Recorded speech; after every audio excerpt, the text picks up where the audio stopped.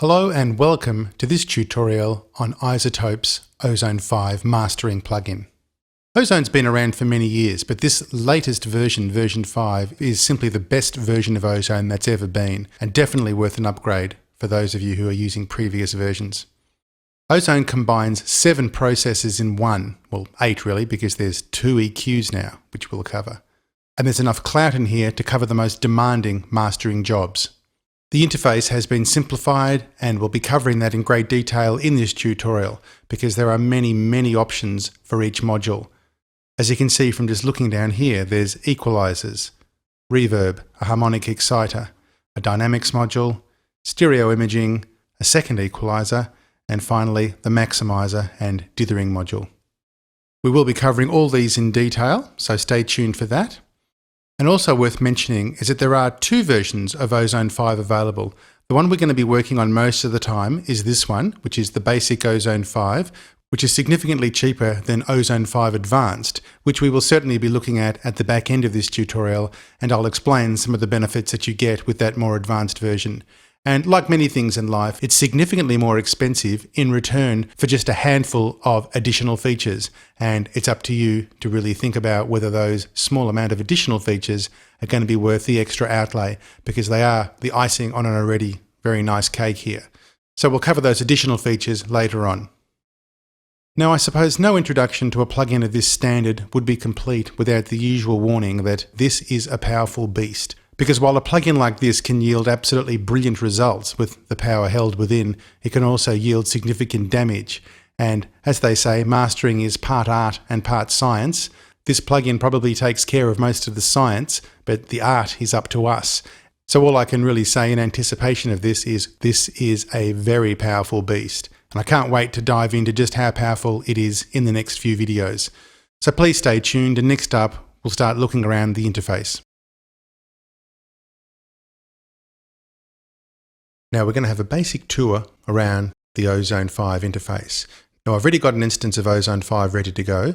If I click on it here, this is the basic look you're going to get when you first open Ozone. Now you can see here the interface is being dominated by this preset box, prompting us to choose a preset. Now that's great for people who are just starting out and you want that to be put in front of you so you've got a starting jump off point. But for me, I don't like this box jumping up all the time, because even if I choose a preset, it will continue to jump up all the time. So let's say I choose that preset, close that box, and I'm happy and I'm working away in Ozone.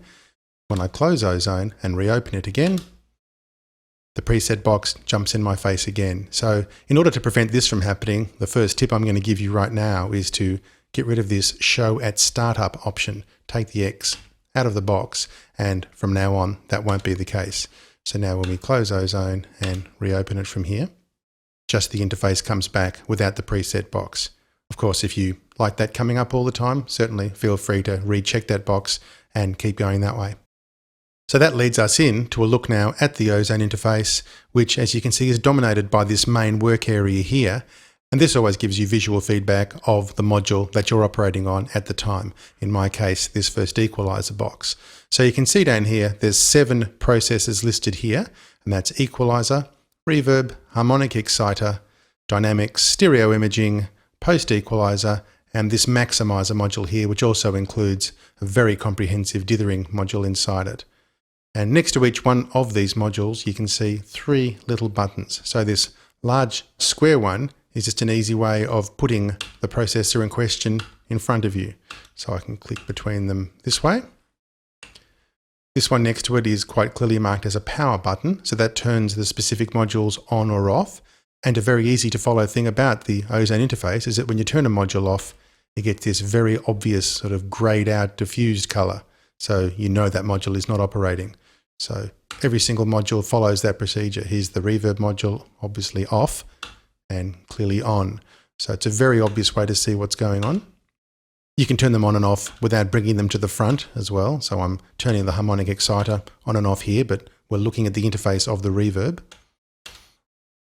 So switch back to there. This third button here brings up presets for that specific module. Now this is not to be confused with that big preset box we had up before, which were the general presets or the global presets. So I'll just jump forward and show those again by clicking in this general preset area here.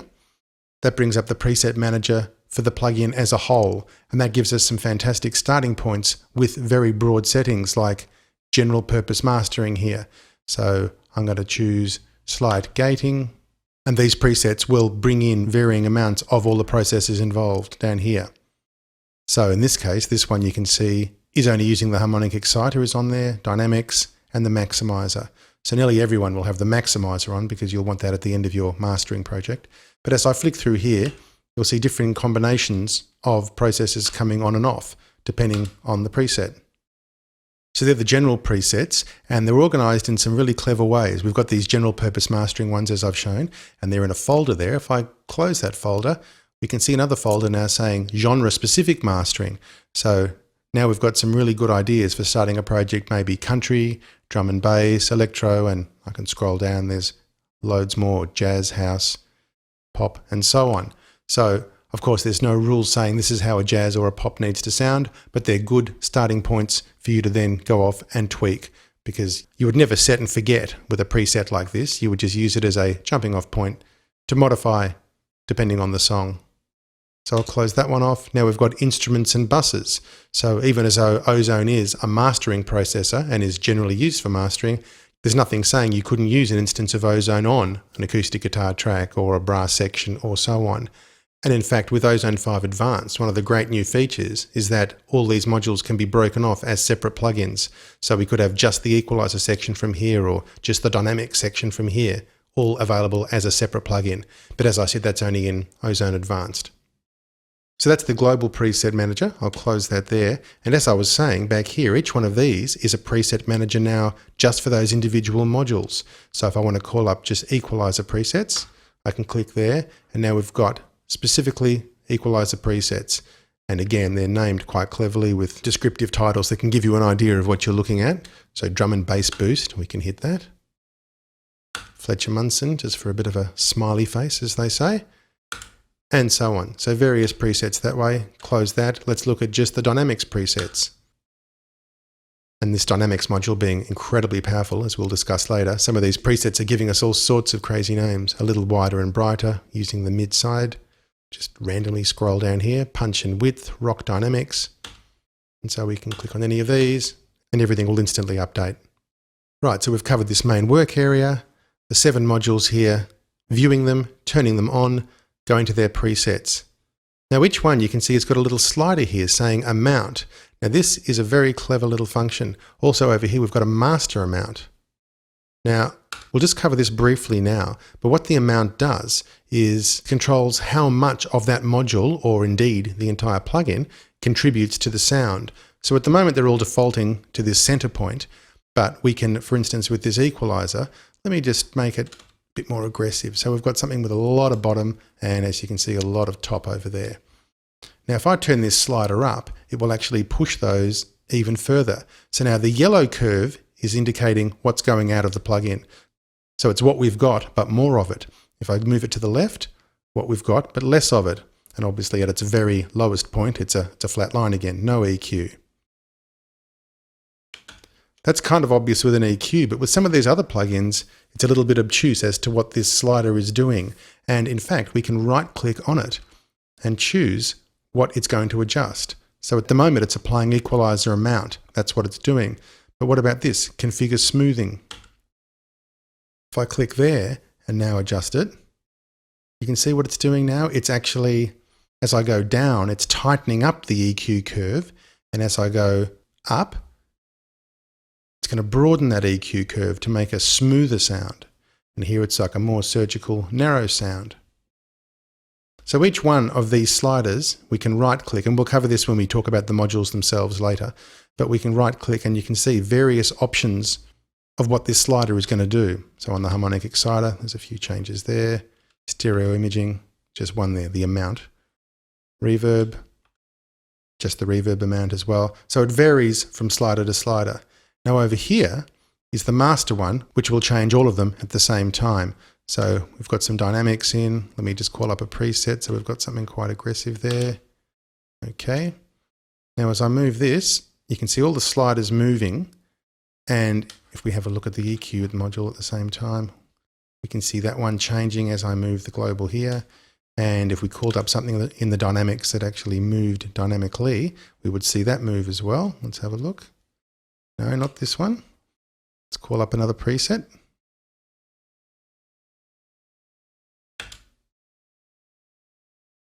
Rock dynamics, there we go. There we go. So we can see now the threshold of that compressor moving.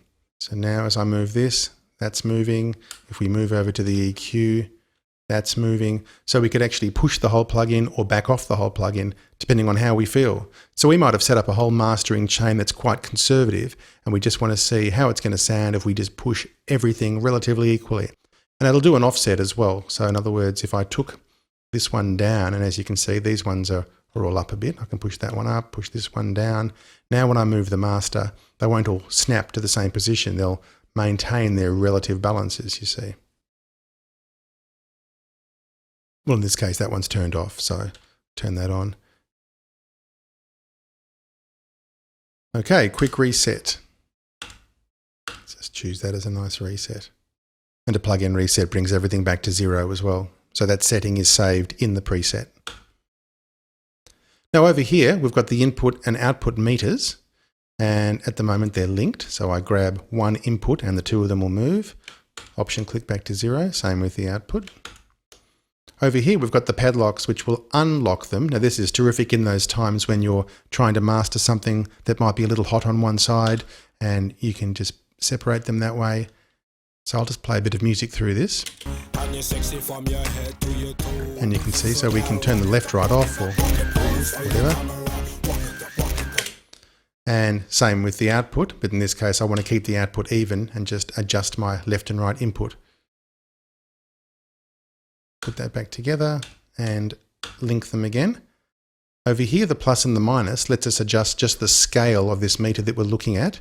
So at the moment you can see we're coming down to about -30 here, which is absolutely fine for loud pop music as I've got there, because nothing much is falling below there. But if we're working on something with a very wide dynamic range, we might want to see a wider dynamic range. So if I hit this minus key here, now we're getting down to -50. Now we're getting down to -90, which is literally the entire dynamic range of a 16-bit signal. So if you're mastering for a CD output, you're not going to see anything lower than that anyway. So that's incredibly broad. And in the case now of this pop song, it's all going to be very loud up the top. So I would prefer to go back up to the quite narrow view of just those most significant areas up here. So anyway, that's the option for the scaling there. Down here with the yellow and blue button, that's going to switch the metering from left and right mode, as you can see there, LR, LR, into MS mode, mid-side mode. And that's, as I said, something we're going to discuss in quite a lot of detail later on in the tutorial. So when I play this track now with MS, we're going to get a lot more on the M meter and a lot less on the S meter.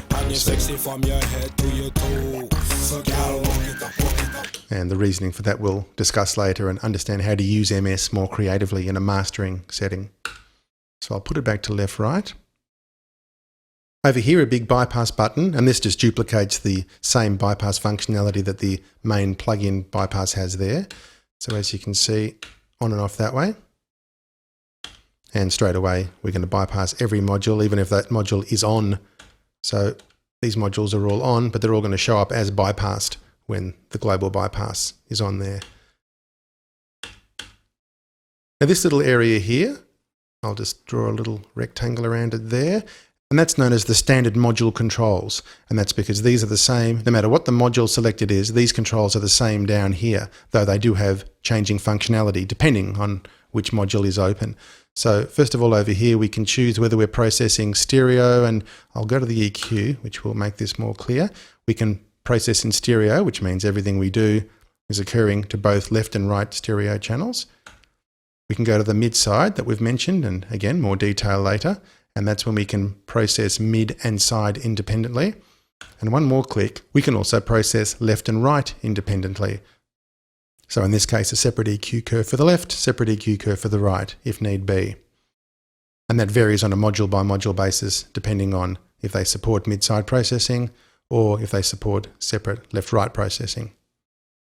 A great feature here is that we can solo or bypass each plugin. Well, bypass is no big deal. We could just turn it off. But a great feature is that we can solo each module within the plugin.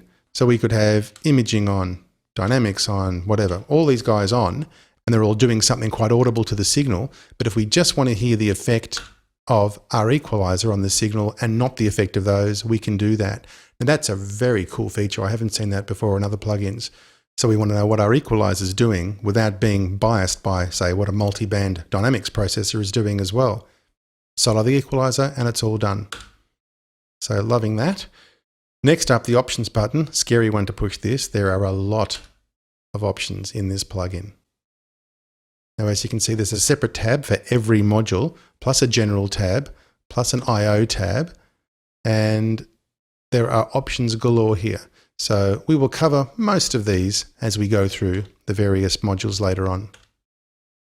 But as you can see, no shortage of choices here. History is our big undo buffer, which lets us see all the things we've done, and we can do multiple undos right up into the hundreds. So if I zoom back here, even since I've just had this open, lots and lots of options there. Everything from turning things on and off to whatever faders you've moved and so on. The graph here lets us look at the processes we've got and the order they're in. And that enables us to put things in a different order if we need. So we might take the second EQ and we want it there instead. We might want our reverb in front of our first EQ for some reason. So whatever we want, we can do it that way. And also this is very functional around these shared crossovers here. So at the moment, the dynamics, the exciter, and the stereo imaging tool, which are the three multi-band tools in Ozone, at the moment they're all sharing the same 4-band crossover. Now, if we're not happy with that, we've got power to break them away and give them their own settings. So again, looking at that in the future as well.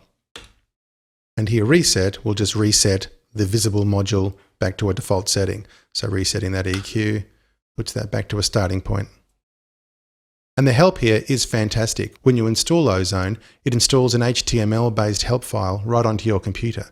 So if I hit this little question mark now, up comes my default browser with help on exactly what I've clicked on. Now, as you can see, this is not online, this is file-based. So you can see the address there is not a www address, it's a file-based address.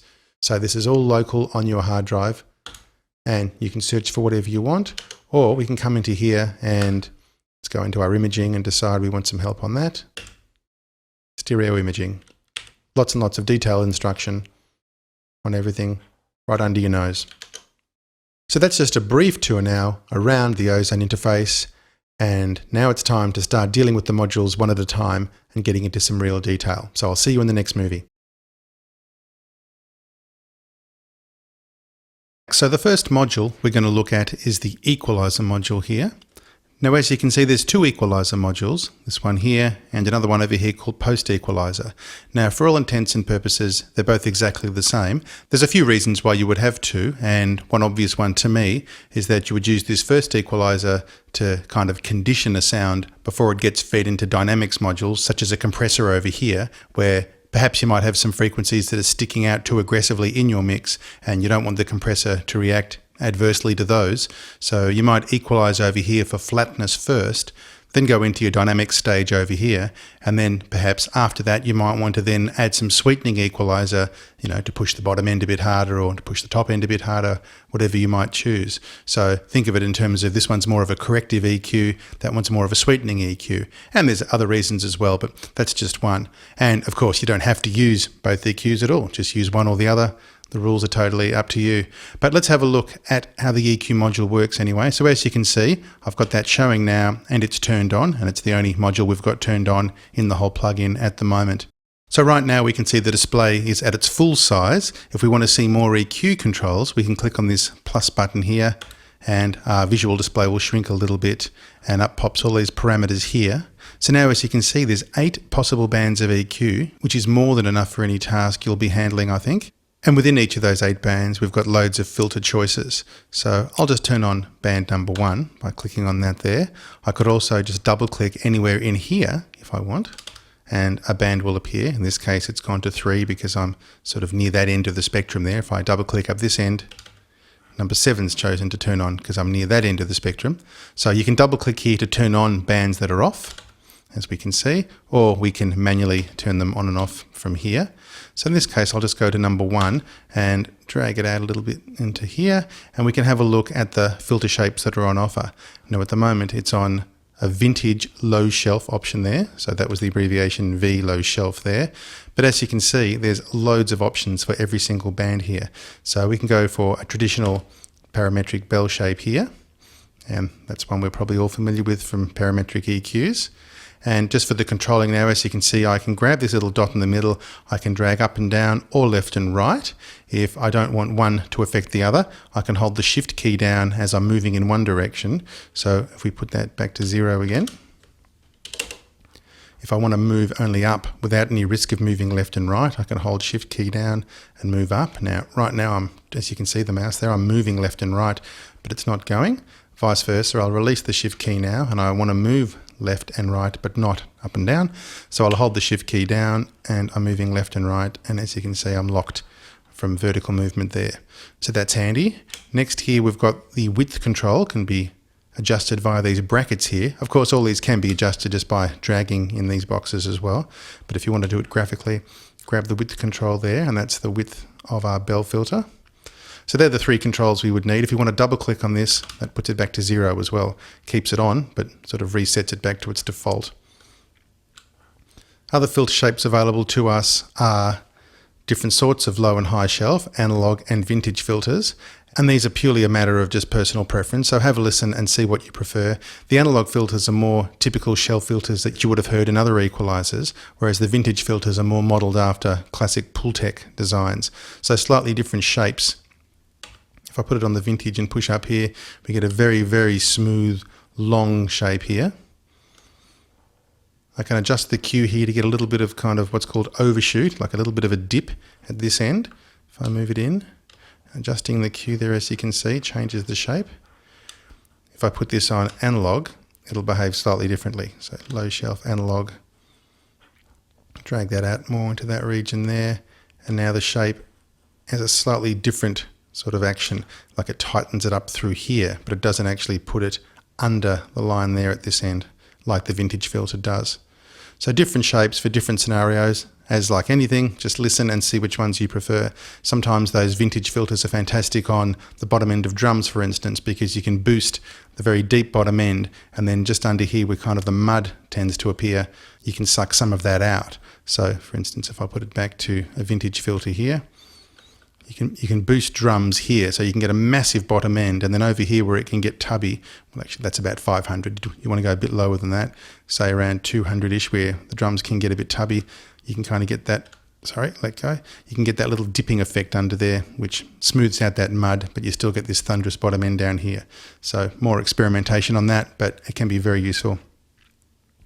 So they're the shelving filters. And then over here we've got low and high pass filters, and they can be adjusted with a standard low pass like that. We'll bring it up that end because it's a low pass. And as you can see, we can adjust the steepness of the low pass here from a very, very steep 48 dB per octave. So that's quite a strong roll off there, right back to more gentle roll offs by opening up there. And now we're down to a 12 there, which is a sort of a more gentle roll-off, which doesn't sound quite as aggressive. And I'll give you some examples of these with a high pass. So I'll jump over to there and go to a flat high pass. Now at the moment I'll play you a bit of a track and do a sweep down here.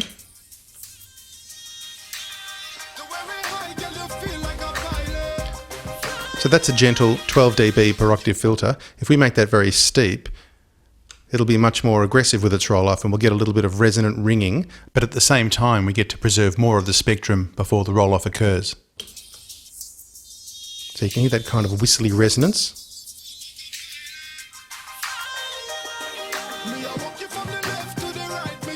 Now I'll open that up there.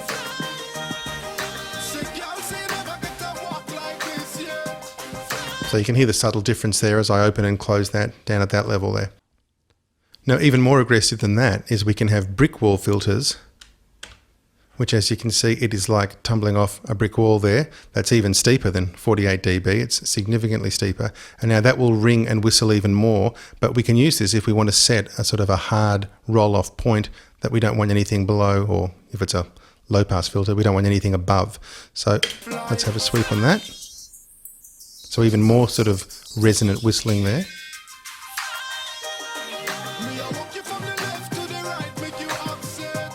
So as a general rule, if you're just rolling off the bottom end off your track to get rid of rumble, you wouldn't be using a filter like this because there are some side effects. If you're just setting a roll off at the bottom end of your mix, you'd probably use a flat filter unless you really need to cut it off suddenly, as in perhaps there's something going on at 48 hertz, but you want to retain as much bottom end as you can, in which case, yes, you don't want to be sort of rolling off from 80 or so just so you can get down lower. You do want to have a more aggressive roll off, retaining as much of the bottom end as you can before you roll off. But for best results, you want a sort of a more gentle roll off if you can afford it. Anyway, they're the different filter shapes there in that band, and we'll see that the same filter shapes will appear in every other band as well. So I'll arbitrarily turn on band 4, there they all are, band 6, there they all are. So a bunch of choices there. We can call up the presets, as we said, specifically for the EQ, and there's a bunch of starting points we can go from.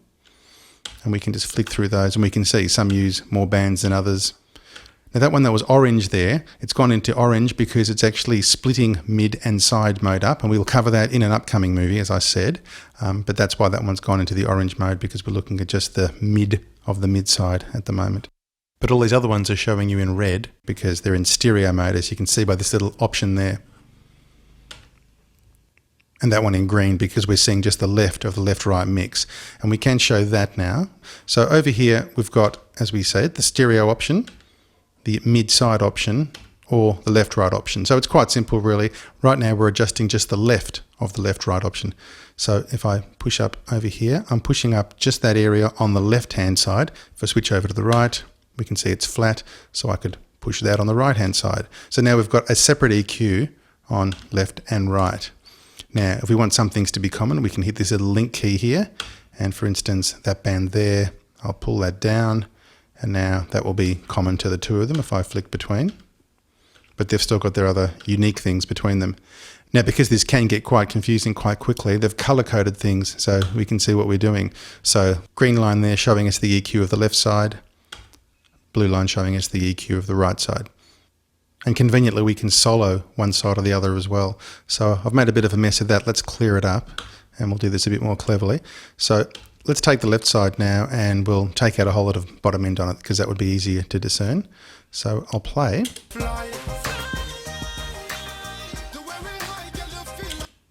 Oops. Let's take it out of link mode.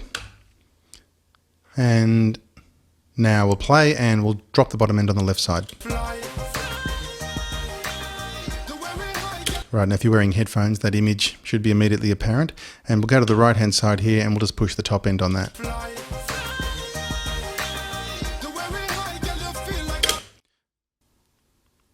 Okay, so now if I hit the S button over here, you can hear we've just soloed the right hand side. And vice versa over there, we've just soloed the left-hand side. The little B under each of them here bypasses the processing in that side, but doesn't actually turn off the channel, just bypasses it. So now as you can hear, now we've got a little bit of a phase problem because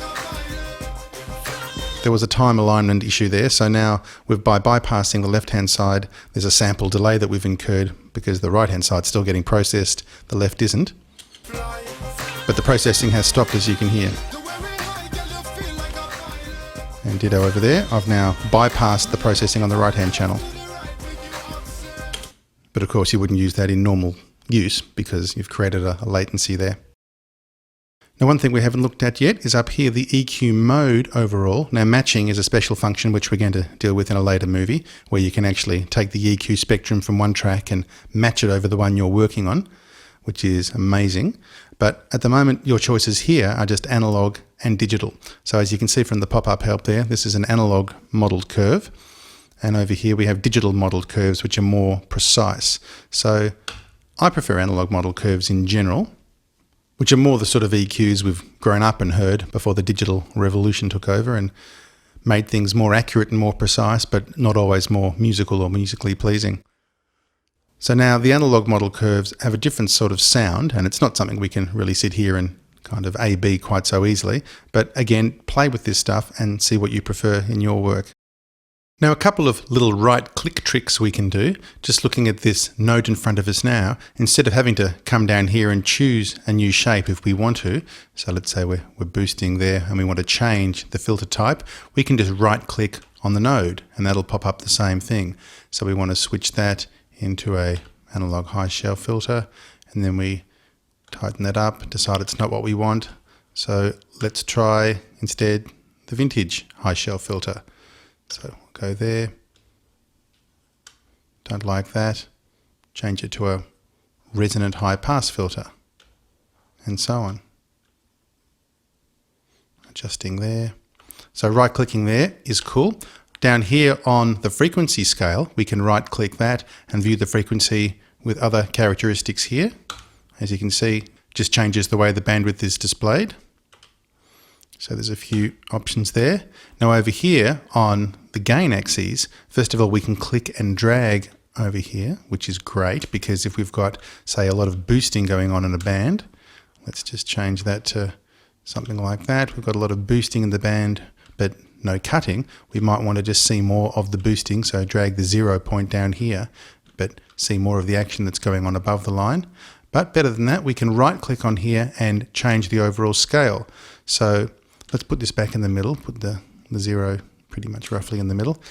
At the moment we're getting about 8 dB plus or minus here. We can go right to 6 times zoomed in. So now +3 is pretty much near our top. Zoom fully out, or other variants in between. So handy little way of being able to just check stuff out at whatever resolution we require. Now lastly, you've probably seen this spectrum display that's going on behind the display here when I'm playing.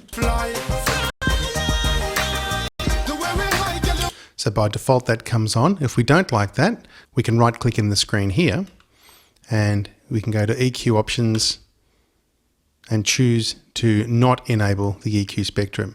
So turn that off out of there, and now it's not there. Now, probably the two reasons you'd want to do that is it saves a tiny bit of DSP, not a huge amount. So if you can afford to keep it on, I usually do anyway, but if you're having a few CPU problems, you might want to turn that off as something that will conserve a little bit of power. And the other reason, I guess, is that maybe you might find it distracting.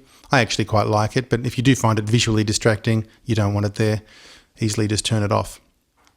Now the response of the spectrum itself can be adjusted here in the spectrum options, and there's various options there and how it works. We won't go through them all one by one, but the actual way it responds and so on can be adjusted there. So that's the EQ module, and I'll see you in the next movie. Now we're going to look at Ozone 5's fantastic matching EQ function. And this is a great little trick that allows us to take the EQ spectrum from one song that we really love the sound of and apply that EQ spectrum onto our song that perhaps we're not so keen on the sound of and we want to fix up a bit. And it does this by analysing both tracks and then adding a relative curve onto our track to bring it up more like the one we want to copy from.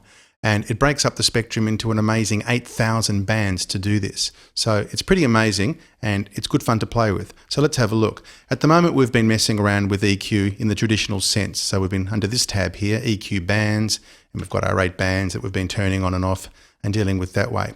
But in this case, we want to move over here to the snapshots and eventually to this matching tab here to do this work. So let's go to snapshots first.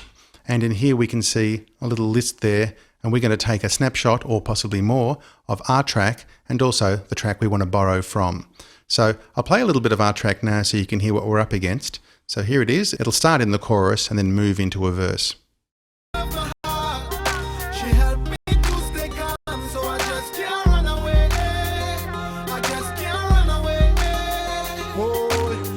Build me up, never let me down, always be around, always on the grind, 'cause she don't wanna rock. Okay, so there it is. It doesn't sound too bad, but it's not great. It's a little dull, hasn't got that sort of modern sparkle that current tracks today have. Now, what I want to use to borrow from is Jay-Z's Empire State of Mind, which, while is a totally different style to this sort of track here, is a track I'm really fond of. It's quite bright and snappy and punchy, and I really like the sound of it. Now, it might be a little bit too much for this track to overlay that EQ spectrum, but that's kind of the point. We'll be able to back off and tailor it and do things like that. So let's work out how to do all this. We're going to be capturing over here with this Start Capture button initially, and important here is this snapshot time. Now at the moment it's set to infinite, and if I pop up this, there's various choices under here from real time all the way up to infinite.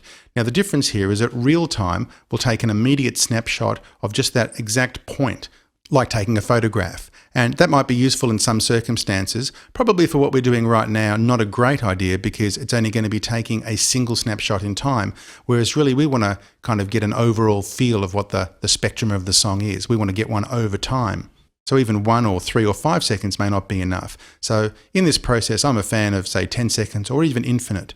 And let's have a look how that works now. I'll take a spectrum of our track here and I'll do it on real time first so I can show you what I mean. So I'm going to play it, start capturing, and nothing's happening until I hit stop. And then I'm basically taking photos of that point in time. There's one, piece in the list you can see. Start again, and there's another one. Start again. There's another one. So I'll stop. So now I've got 3 snapshots here that have brought themselves up in these nice, easy to see colors. Purple, yellow and white. If I don't like those colors, I can click in here and change them around to whatever I want, make that purple a little bit brighter so it's easier to see, and so on. Now they're all overlaid here, 3 different ones. I don't really know what I've done there. So in this particular case, I wouldn't be using it in this mode, but that's just showing you the different ways of doing the real time. So I'll delete, delete, delete, and this time we'll go to a more averaged out capture. So a favorite of mine is just this infinite one. And you'll see why now. I'm going to capture our track and I'll start again now. So I'm capturing, and as you can see, this is getting slower and slower as it's averaging out the frequencies. Watch what happens when the verse comes in now. Boom, around here. See, it's popping up now because that's what the voice is doing. So it's averaging it out. Now it's pretty steady now. It's pretty much seen all it needs to see. I'll hit stop. Sorry, I didn't actually stop the capture there, did I? I stopped playback, but I didn't actually stop the capture. But no harm done. The average has been taken. So there's the capture there. Pretty hard to see in that purple. So again, I'll brighten that up. And there's our curve. Now I'm going to name that and call that Music Lover, which is the abbreviated name of this track. Now it's time to capture the Jay-Z track. Now, for copyright reasons, I can't play that in the tutorial, so we'll be turning the sound down at that point, and you'll be able to recognize the track by the lovely dancing green lights and the spectrum. So let's jump over to there. And I'll capture that exactly the same way, and in spite of the fact that you won't hear it, you'll be able to see the spectrum popping up now.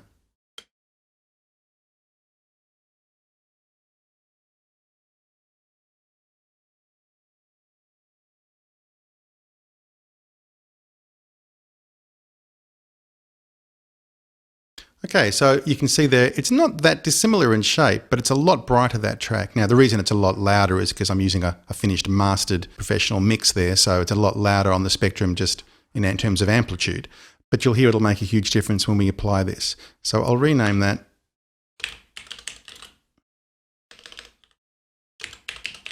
Empire State, and there we go. So at this stage, I need to click the matching button over here, which I could have done earlier, but I'll do it now.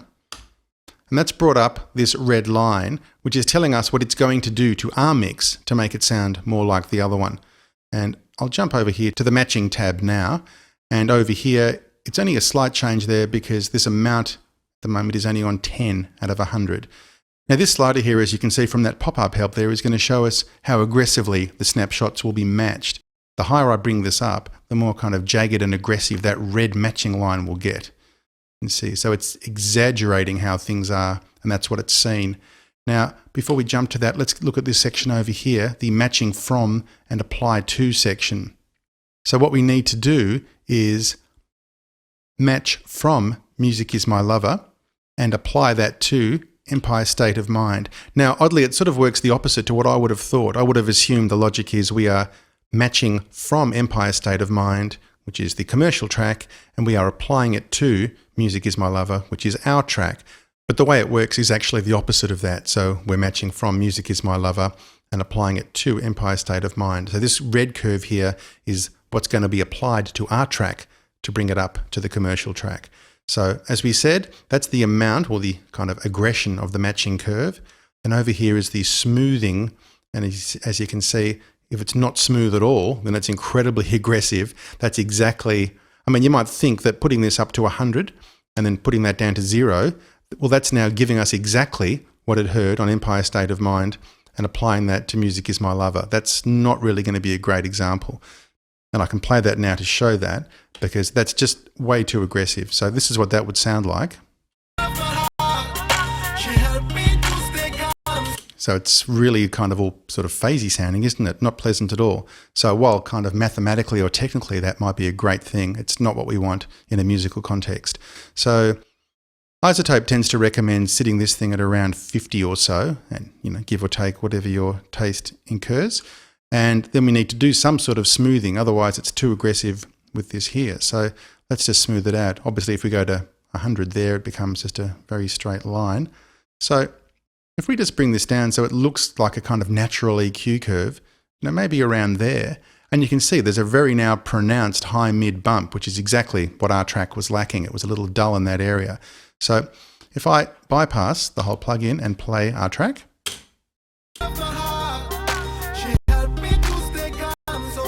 and now let's bring the EQ in.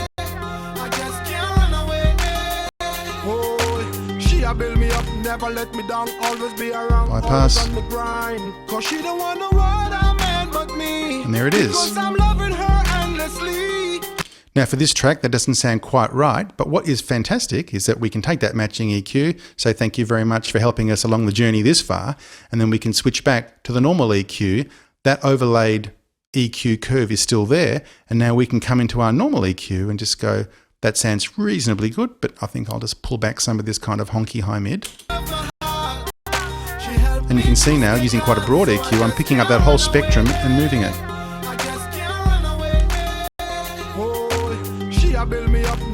So that's a little bit more pleasing. Bypass.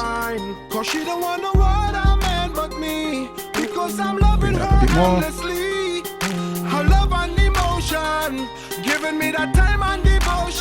Bypass.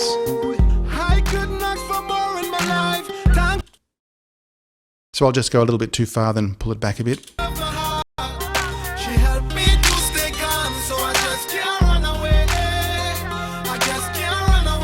So that's where we were. That's where we are now. And so on. So that's matching EQ. Take the EQ spectrum from one song and overlay it over another one. Thanks for watching, and I'll see you in the next movie.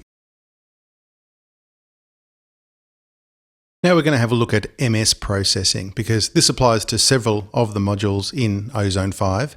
And so I thought we'd have a little look at equalizer first, but before we move on to reverb and down the line here, we need to have a look at MS because it does apply to most of the upcoming modules. Now, as we've already seen when we had a look around the user interface of Ozone, we've got this little switch here, which at the moment is set to stereo. And what that means in, say, the case of an EQ is that the adjustments we make are common to both left and right. The entire audio spectrum that we're hearing receives those manipulations. Now, the other options here are mid-side, which we're about to discuss, but quickly left-right, and that's where we can adjust the left and the right independently with our equalizer or harmonic exciter or whatever we're dealing with. But most importantly for this tutorial, it's mid-side or MS. So what that literally means is that we can manipulate not the left and the right, but the actual stereo information independently of the mono information in our mix.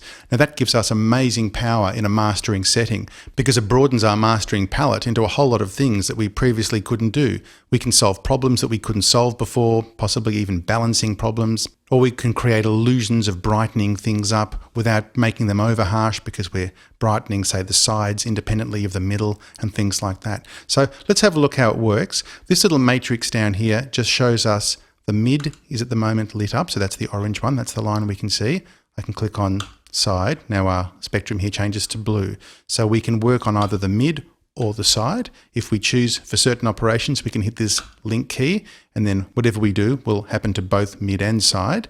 And very cleverly, we can also solo or bypass the processing on just the mid and the side. So the example I was giving before is quite a good one. Let's say we want to brighten up the sides of our mix, but leave the middle alone. So I'll play this other track now and you can hear the material we're going to work on. So girl, go on quick. Take the tip, ride it to the deck, show them off the strip. Exploring your body, girl, you're scandalous. Now, by brightening up the sides of this mix, we'll also create the illusion that the mix is possibly a bit wider than it actually is. So you can have all sorts of benefits. At the moment, let's have a listen to the mids and the sides in isolation. So here there's a little solo button there for the mid, a little solo button for the sides. So when I hit the solo for the mids, you'll feel the entire mix kind of collapse into mono because we're soloing only the middle information and not listening to the side information. So there's the whole mix. Now solo. So that's dead mono. And now let's solo the side information. Now the vocals completely disappeared. Now as you can hear, the whole track has gone completely out of phase. If you're like me, you hate this sound, it completely messes with your head. If you hit the mono button now on your listening environment, everything will just completely disappear. Now, if that's too much for you to bear and you can't stand listening to the side information that way, they've got a great little trick here where we can go into our options, and under the general tab here, there's an option saying solo side channel in mono, as opposed to this kind of out of phase stereo thing that we're hearing now. So by selecting that now and saying OK, now when we listen to the side in solo, we hear it in mono. And for anyone who's interested, you can sometimes use this kind of trick to eliminate the vocal in a track if you're trying to create like a karaoke mix or something like that. Usually only good if there's not heaps of, stereo reverb and so on of the vocal spreading around, because you'll still be able to hear that. But if you've got a fairly dry mono vocal, you can remove it quite effectively with this technique. Though, of course, a lot of the other stuff that's in the middle of the mix disappears with it, so use with caution. Anyway, moving on. Our goal here is to brighten up the sides and leave the middle intact. So let's turn off our link. So we're operating only on the side channel. And let's do this in solo so we can really hear what we're doing. So listening to the track again now with this monoed side channel as we've chosen in the preferences. I'm going to go to a high shelf here and just push something up.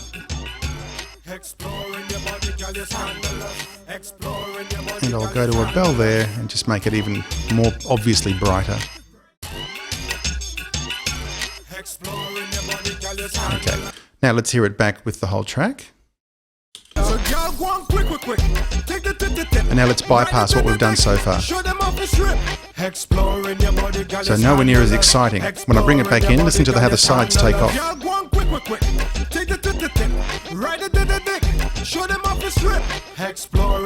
And out. And in. Now, using the same methodology, we could perhaps, push the bottom end in the middle one if we decided to do that. So I'm going to solo the middle section here and click on mid. So we're now operating on that curve. So now you can see the blue curve's doing that. The sort of orange curve is dead flat at the moment. Now I'll turn on a bell down here, and let's just see if we can zoom in on where the kick drum is, for instance. It's a bit too broad. Exploring your body, girl, you're scandalous. Exploring your body, girl, you're scandalous. Girl, go on quick. Take it to the tip, ride it to the deck, show them off the strip. Exploring your body, girl, you're scandalous. Pull it down a bit. Exploring your body, girl, you're scandalous. I'll start again. So girl, go on quick. So bypass there. Now that's out. As in the mid is out, the sides are still in, but we're only hearing the mids in solo. Okay. It's probably too much, but we're getting the idea. Now take the solo off there, and we can hear our whole mix where we've got boosted high end on the sides and a little kind of boosted thump here in the middle section only. So I bypass the whole plugin. Exploring your body, girl, you're scandalous. Exploring your body, girl, you're scandalous. Girl, go on quick. Take it to the tip, ride it to the deck, show them off the strip. Now at this point I'm smashing the plugin too hard on the output here, but we haven't gone through any dynamics, we haven't gone through any maximizing, so We can kind of compensate for that by turning our input down at the moment if we want to, but it doesn't appear to be distorting too badly. So if we're happy with the sound, we can just leave that. But pull that down if you like.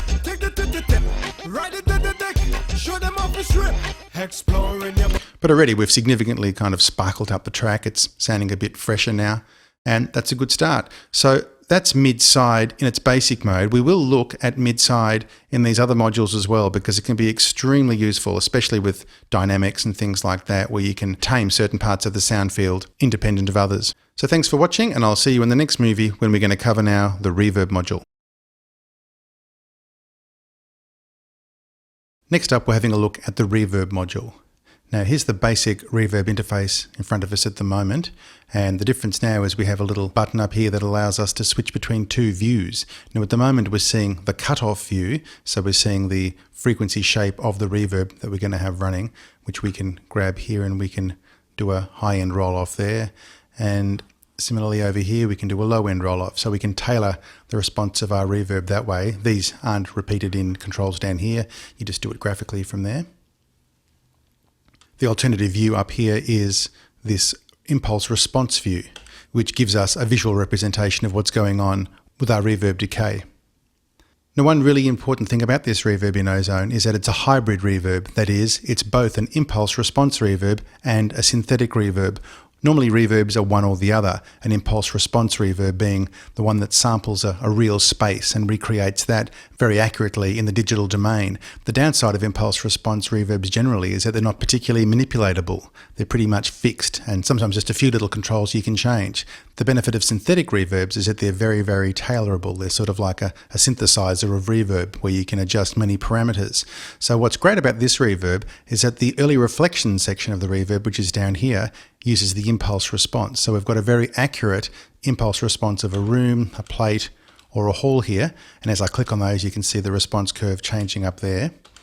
So just the actual early reflections are impulse response based. Then the late reverb control over here is synthetic reverb, which gives us more control.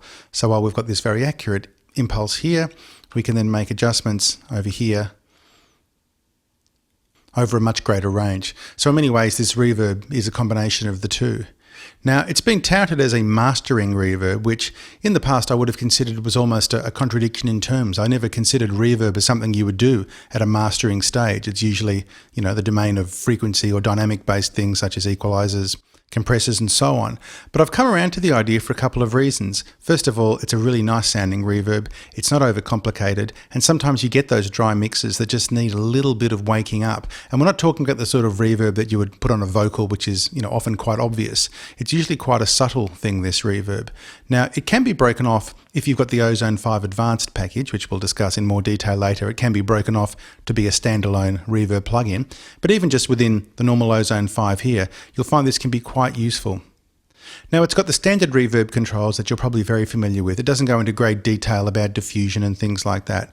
It's just a pre-delay, which is the delay before the onset of the reverb itself. The decay time, which of course is the standard length of the reverb that we're used to on most reverbs. Low decay and high decay. So low decay and high decay is not the same as this. Low decay and high decay just dictates how quickly the reverb fades off in the high frequencies versus the low frequencies. So we've got a decay time of 1 second, then that's like a multiplier there.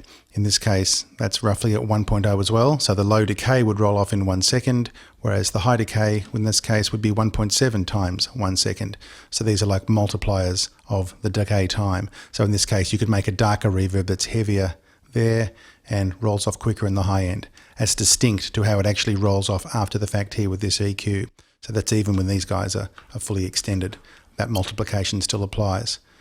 So after that, it's just a dry mix and a wet mix. And it's quite handy having that rather than a standard wet-dry slider, which goes in both directions. This way we can keep 100% dry if we want, or any variation of that, as well as an independent wet. Now, let's have a listen to it. Sometimes it's not the most obvious of reverb, this one, which is good, because in a mastering sense, that's what you want.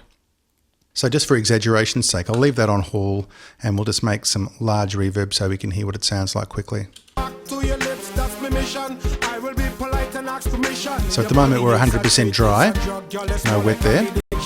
So when I hit stop, which is often a good way just to hear the tail of a reverb, is just to play something loud and then stop and hear the tail. So naturally there's nothing there. Now I can push this up to 100% wet and you'll hear this. There's a noise floor creeping in now. So of course I've gone huge there. It's not what we want to hear. What's good about this reverb though is that we've got this solo wet switch here. So even if we've got a mix here of 100% dry and 10%, 15% wet, if we want to hear the reverb component, we can just click solo. And then we can turn it up from there if it's not enough. Unsolo from there. So you can solo just the wet part of the reverb here, then you can bypass just the reverb module here, or solo the entire reverb module in relation to other modules, or you can of course bypass the entire plugin. So there's lots of great little ways of getting around the thing just to tailor what you want to hear at any given time. Now the other cool thing I like down here is the width control, which defaults to roughly around 100%, but then you can extend that all the way up to 200% for this kind of ultra wide tail. So let's have a listen to that. I'll just make it much more obvious here. So we'll have a little listen to it at 100. Okay, and if you've got headphones on, you'll hear the difference now. Push it up to 200 and do the same thing. So you get this wider sense of space. There's more reflections in there. It's probably a little bit sort of anti-phase information creeps in there to give the illusion that it's wider, and you'll get a larger space. But most importantly with this reverb for my money is using it in MS mode, as we discussed in our last movie. So I'd keep the middle dry in this case and just reverb out a little bit on the sides to create, again, the illusion of width, extra width, a little bit of space that may not have existed in a mix before. So get out of stereo mode and go straight into mid-side mode. I'd leave the mid-side alone, and in this case we can see we've got 100% dry here and 0% wet. So for all intents and purposes, that's just passing through unharmed. But on the side channel here, we can start doing some things. Now, rather than getting all bombastic with a hall and so on, let's just go for a little room there and bring the pre-delay down a little bit like that. And that's too much decay for this exercise. So we'll just have a little play and see where we're at. Now this will be much quieter because the side information on this mix is not going to be nearly as loud as the mid information. So there's a bit going on there. Let's now solo just the side information so we can hear what we're doing better.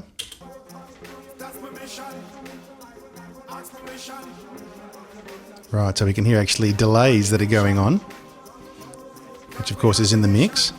Now we can solo the wet now. All we're hearing at the moment is 100% wet and dry of the side only. Let's solo just the wet. Okay. We can make it brighter. Maybe less dull. Push up that. Now bring it all back in. And when I say all back in, of course, we've still got just the sides soloed. Now the whole thing back in. Now we'll bypass the entire mix and see if there's any difference. So girl, a little pain, it will never hurt your body. And this isn't cheating if you not tell nobody. I gotta let you know that I'm tempted by your body. And the only purpose. So for my money, I'm hearing the focus, well, probably gets less focused, you would argue, but it gets a little bit more wide, a little bit more spacey.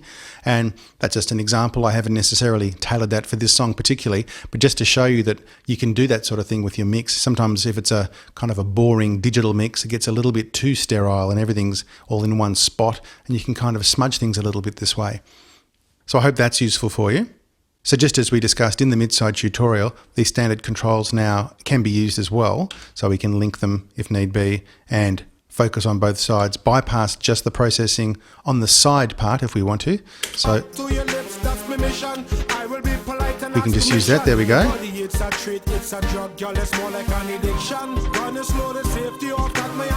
So just sitting there and bypassing our side processing there, you can hear the image kind of collapse in a little bit, then open up again. So that's the reverb module in Ozone 5. I hope you found that interesting. And next up, we're going to talk about the crossover network that exists in Ozone 5 before launching into the harmonic exciter, which is going to be the first module that utilizes this crossover network. See you then.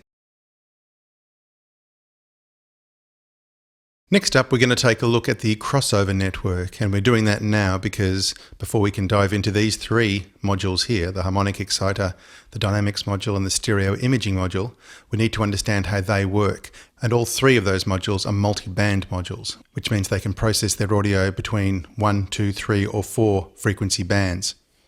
So for a basic understanding of what's happening, let's click on the graph button here, which brings up a diagram of the signal flow of the plugin. Now, these are all freely movable, but at the moment you can see these three that we've talked about, the exciter, dynamics, and stereo imaging, are all grouped one after the other. And at the moment you can see here this is a shared crossover. So the three of them are sharing the same crossover, which at the moment is set for 4 bands. And we're looking at the harmonic exciter module up here, so we can see the audio has been broken up into these 4 bands, nicely color-coded so we can see what's going on. Now that's going to provide a superior sound benefit because all 3 modules are sharing the same crossover points, and it's nice and coherent. The plugin will sound great.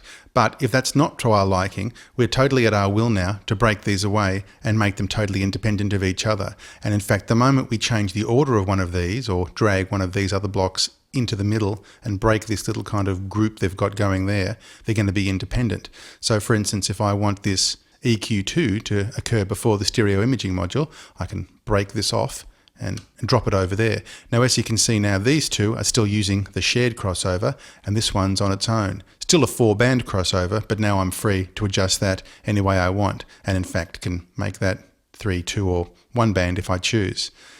And same again, if we want to break the exciter off, say stick it before the reverb, we've broken that link now, and now we have 3 independent units. So understanding that they can be shared or can be independent is the beginning of getting our heads around all this. So let's close that now and leave them as just one big shared thing for now. So here's the harmonic exciter module, which we'll look at in more detail in the next movie. But just to give you an idea of how the crossovers work, here they are there represented by these vertical lines. So I can grab these vertical lines and move them this way. Now, as we said, because we're in a shared crossover now, it's the same for all 3. So if I drag that down there right to the very low end and switch to my dynamics module, there's the crossover in the dynamics module also down there. Again, if I drag this one out to the far right, go back to my harmonic exciter, it's been dragged out to the far right. So at the moment we're sharing, but we'll have a look in a minute when they're independent. So I can change the cutoff position simply by horizontally dragging these around. I'll play some track now and let you hear that I can solo each band or bypass the effect of each band in my crossover network as well. So by playing, there we go, I can just solo this frequency band in here, or the very low end. And by doing that, that allows me to drag this around and tailor the response.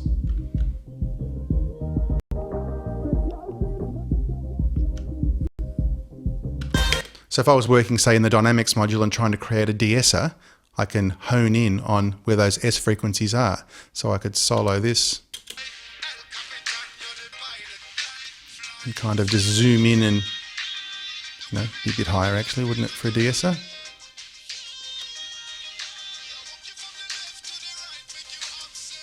So somewhere in there, and that would allow me to then isolate those frequencies and perform certain dynamic functions specifically on those. And at the moment we're in the exciter, as we said, but that would be the same principle in the dynamics module. The bypass button lets us bypass the effect of that particular part of the crossover. So if we were, for instance, pushing up, say, a whole heap of harmonic excitement there, we could then bypass the effect of that from here and hear things flattened out again. Now the crossovers themselves have various options. So let's right click up here and we can go to the preference here for crossover options. Now in there, this is the number of bands in the crossover we're looking at. So at the moment we're in the Exciter tab because that's the module we're in when I right clicked in the display there. So we can straight away now change that down to 1, 2 or 3 bands. Click it on 3 and you can see we've lost our one over here. Click it on 2 and we lose one over there. That's one way of changing the number of bands. I'll just stick it back on 4. We can also come along here and decide we want to get rid of this band over here, for instance. So I can right click there and simply remove band, and that one goes. Then I have to redo all these, of course, to whatever I require. I can insert the band and bring it back to 4 again from here. So these options are pretty handy. I can take settings from one band and paste them to another band. not so big, say, in the harmonic exciter module here, but in the dynamics module where there's lots of things going on. And of course, we will cover this in more detail in an upcoming movie. But for instance, I can take all the settings of this bottom one here. See how the color coding works too? Isn't that cool? So as soon as you click on one, the entire interface changes color to match that. So in the red group here, let's, just to be exaggerating, drag that down, drag that all the way up and put that somewhere in the middle. And of course, there's all the other settings of these little knobs as well. I can now click on that red one, copy that, come over to the blue one, whose knobs are in a totally different position, and paste those controls on there. So copying and pasting between the bands. And something pretty amazing here is this learn option, which is where Ozone will actually listen to the track that you're playing through it, and using some sort of fancy scientific criteria, which I can't even understand, will actually determine crossover points. So have a look how this works. At the moment, as you've seen, I've been just throwing these crossover points wherever I feel like. I'll hit learn and play, and check that out. And eventually it will settle. There we go.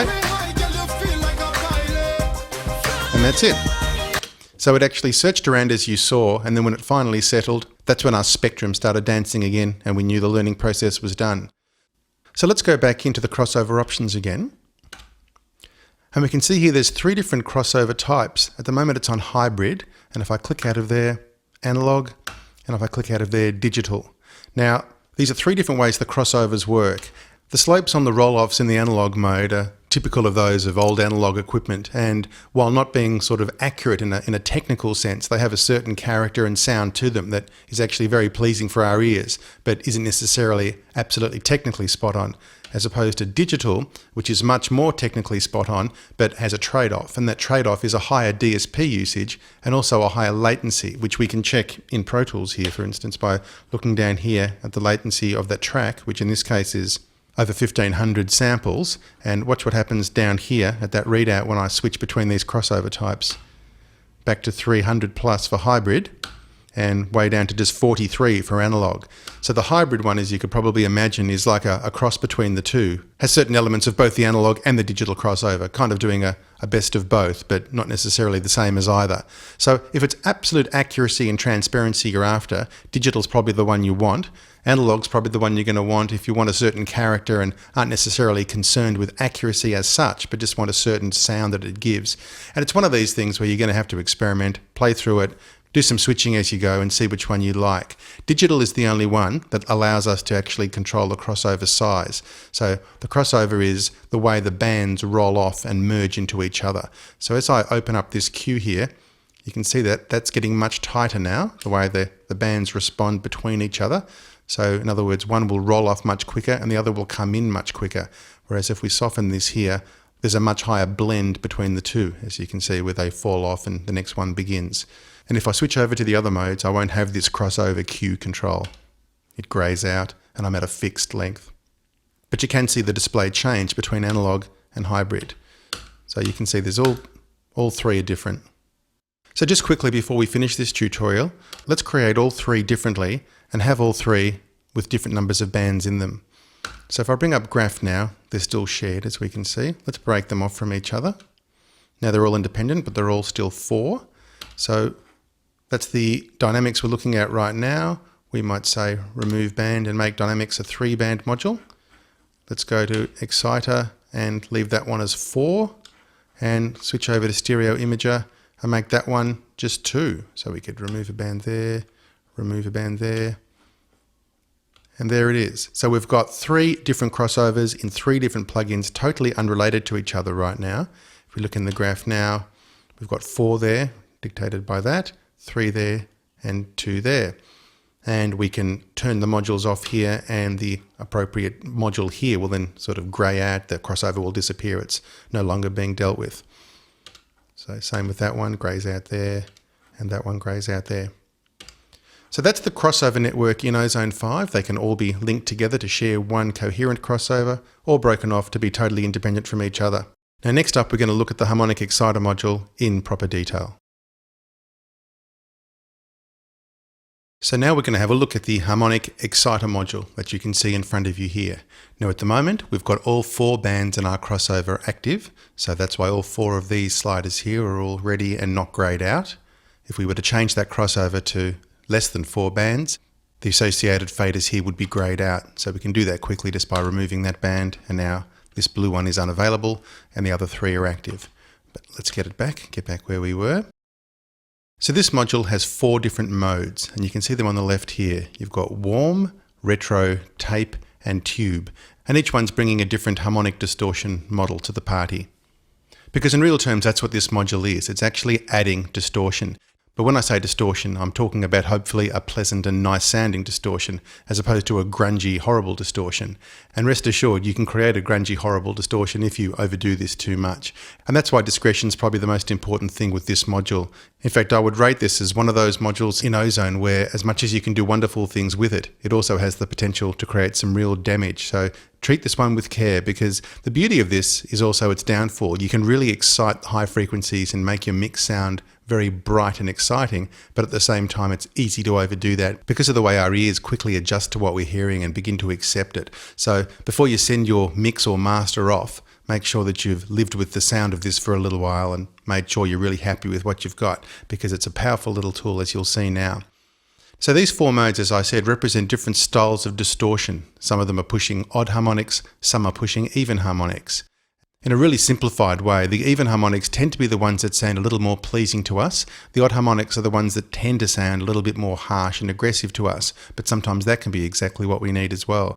Tape is quite famed for pushing odd harmonics, and usually tube circuits are famous for pushing even harmonics.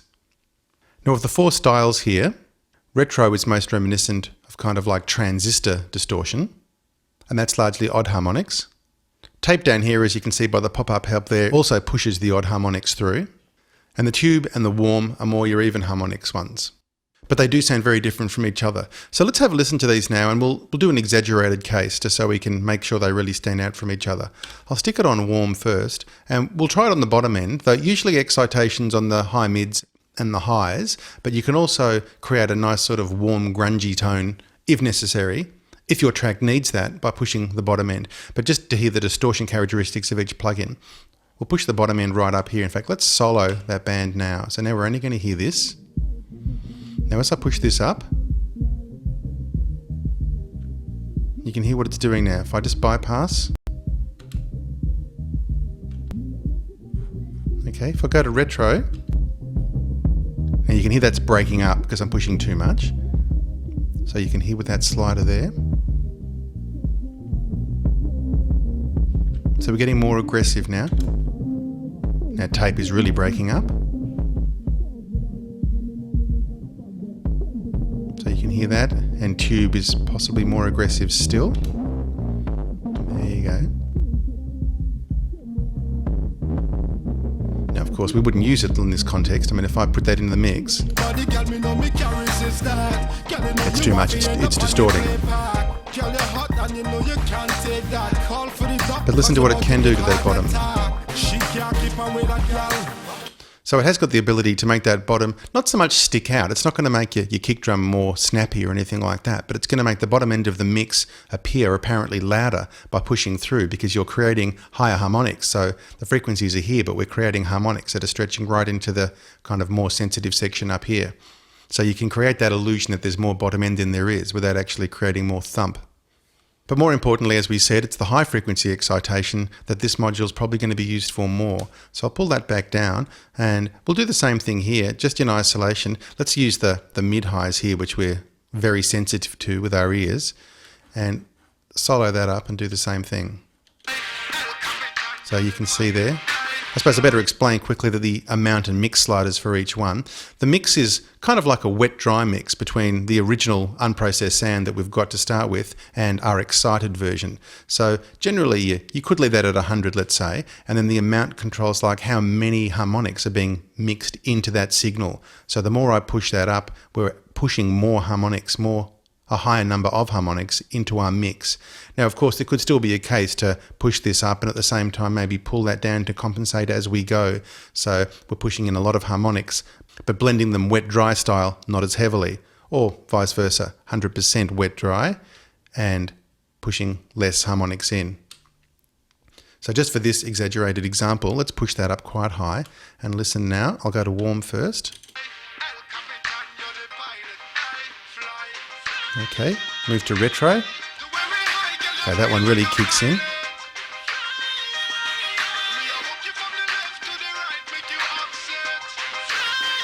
And that one really does break up, as you can see, when it's pushed hard. And that one even more so. So this warm one was actually quite nice up there, wasn't it? Put the whole mix in.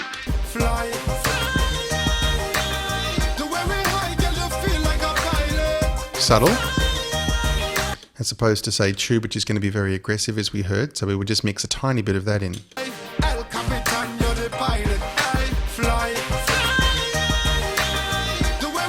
So even that much, if we bypass that band from here now, which we were looking at before,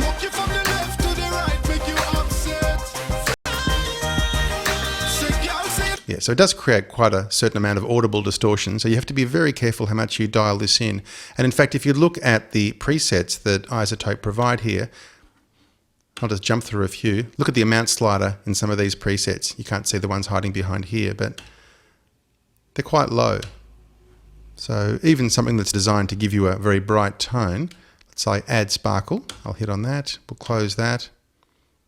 Well, they're only using 2 bands in this example, but again, not pushing it particularly high. So use with caution, but a lot of power is under the hood here. So you can really make a huge improvement.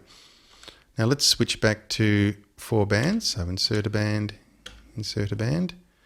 spread them out a little bit. So we've got our 4 modes and we've got our amount and mix sliders as we've shown here. Now up top, as we can see at the moment, we're in the crossover view, so we can drag things around here and control our amounts from down here. There's also another option here. If I switch to the spectrum options and then jump over to general here, little option here called show mini spectrum handles in the crossover subsection there. Now if I click on there, little red handles have appeared here. Now we'll get out of the way. And now I can control these amounts just by grabbing on these handles. And this same option will actually appear in other multi-band modules as well. So I can now grab this, and it's just another way of adjusting that. So I can push that up, grab hold of those.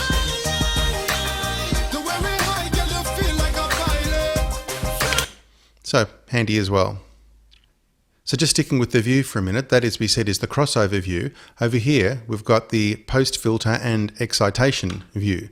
So I'll pull these down and check what happens when I play now. Okay, so we've got a black background there, but when I push some of these bands up, sort of like this dynamic view here that's showing us how excited that particular frequency band is. So we can push a few more up.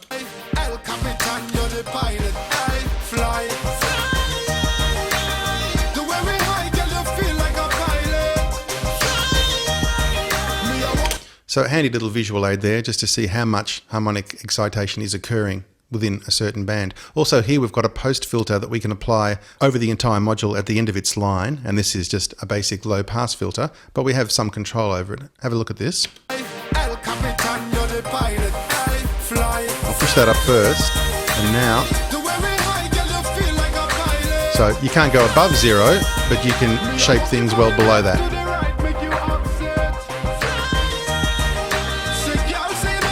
Okay, now I'll bypass the whole module.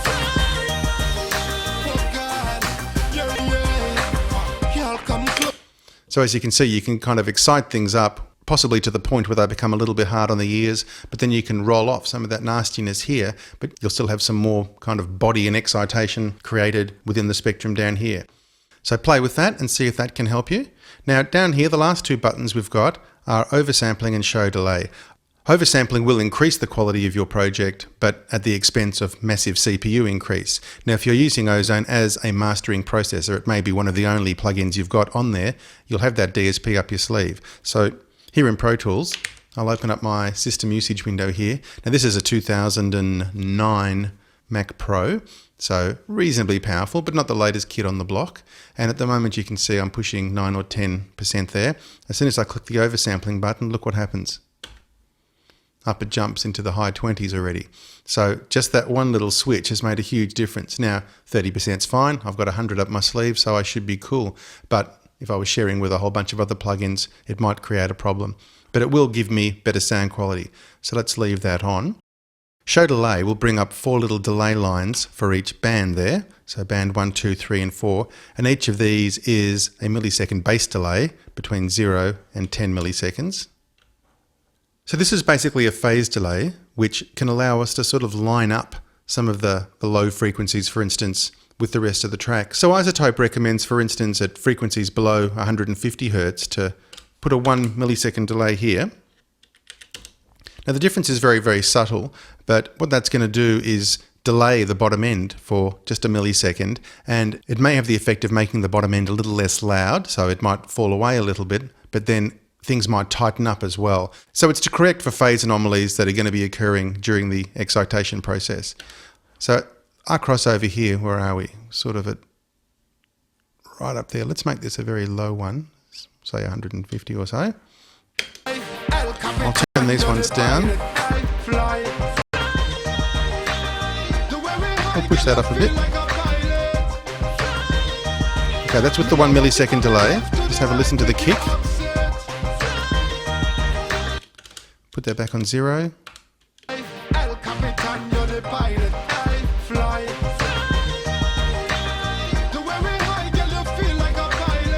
I think the kick is certainly a bit louder with it on 0. Go back to 1.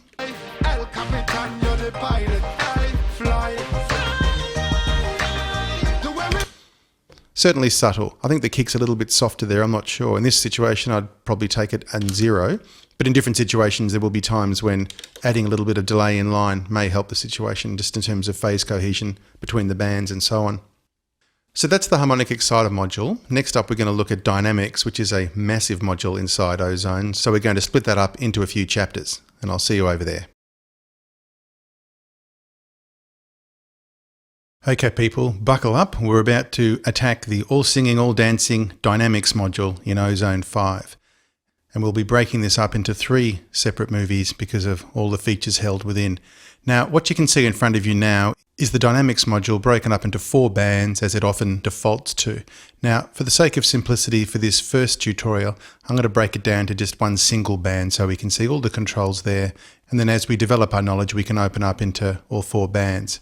So I'm going to do it this way by coming down into this little area over here, or here, or here. It doesn't matter. I'm going to right click, and that will automatically default to dynamics options being at the top of my list there.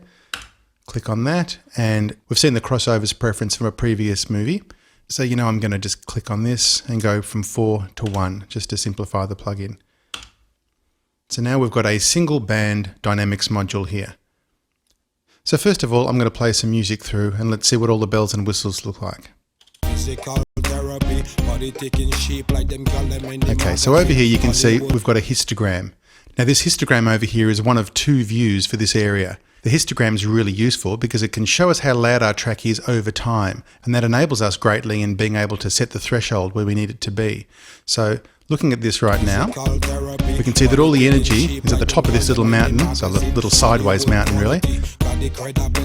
Most of the work seems to be happening right there. So that's telling us that's a pretty good place to set our threshold, and that will start compressing things above that point. Now the other way of looking at this, if I right click in this area, dynamics options, this is the threshold meter, so it's defaulting to histogram. The other option we've got is a normal gain reduction meter that we're more familiar with other systems. And you can see now, there's our meter going up there, and then we can apply gain reduction to that, which will show up as a red gain reduction meter, which we'll look at in a minute. So first, let's look at the 3 submodules available to us in the dynamics module. So we have a limiter here, a compressor here, and a gate expander here. Now, we'll explain what all 3 things are doing. The limiter really is just the same as a compressor, but what's clever about Ozone is that these 3 modules are totally independent and can work on different sections of the audio. So we can use our limiter just to grab the loudest bits that are sticking through a track without those parts having to be dealt with by the compressor. So therefore the compressor can spend its time focusing more on that middle level stuff that needs to be controlled. And then at the bottom of the line, the gate can be closing down on the soft stuff and getting rid of it, or in the case of a mastering job, you might want what's called an upward expander, and the module can do that as well. So we're going to look at all that stuff now. So let's play this track again, and let's initially just set our threshold for the compressor. Now on the right here, we can see our little graphic display, and at the moment it's zoomed out fully. We've got these little plus and minus buttons here. So what's good is that when a lot of the action is happening, say at the top end here, and it all gets quite tight, we can zoom in to that area. So let's have a look. Zoom in, right. And now I can grab these fellas here, which represent thresholds that we can also control from over here. And you can see now some gain reduction occurring there. So now we can tell straight away that this corresponds to that slider there. This is the slider for the threshold of the compressor. So therefore this up here is the slider for the threshold of the limiter. And you can see it moving there. And down here is the threshold of the gate or the expander, which we can't see moving on this graph at the moment because we're zoomed in. So I'll zoom out a bit more, and there it is down there. And that one reflects that one. So this little zooming ability is quite good, because usually in a mastering setting, you're not gating as such. So I don't need to look at that. We'll come back later when we do some upward expansion. I'll zoom in again to this top area here, and we'll focus on these two.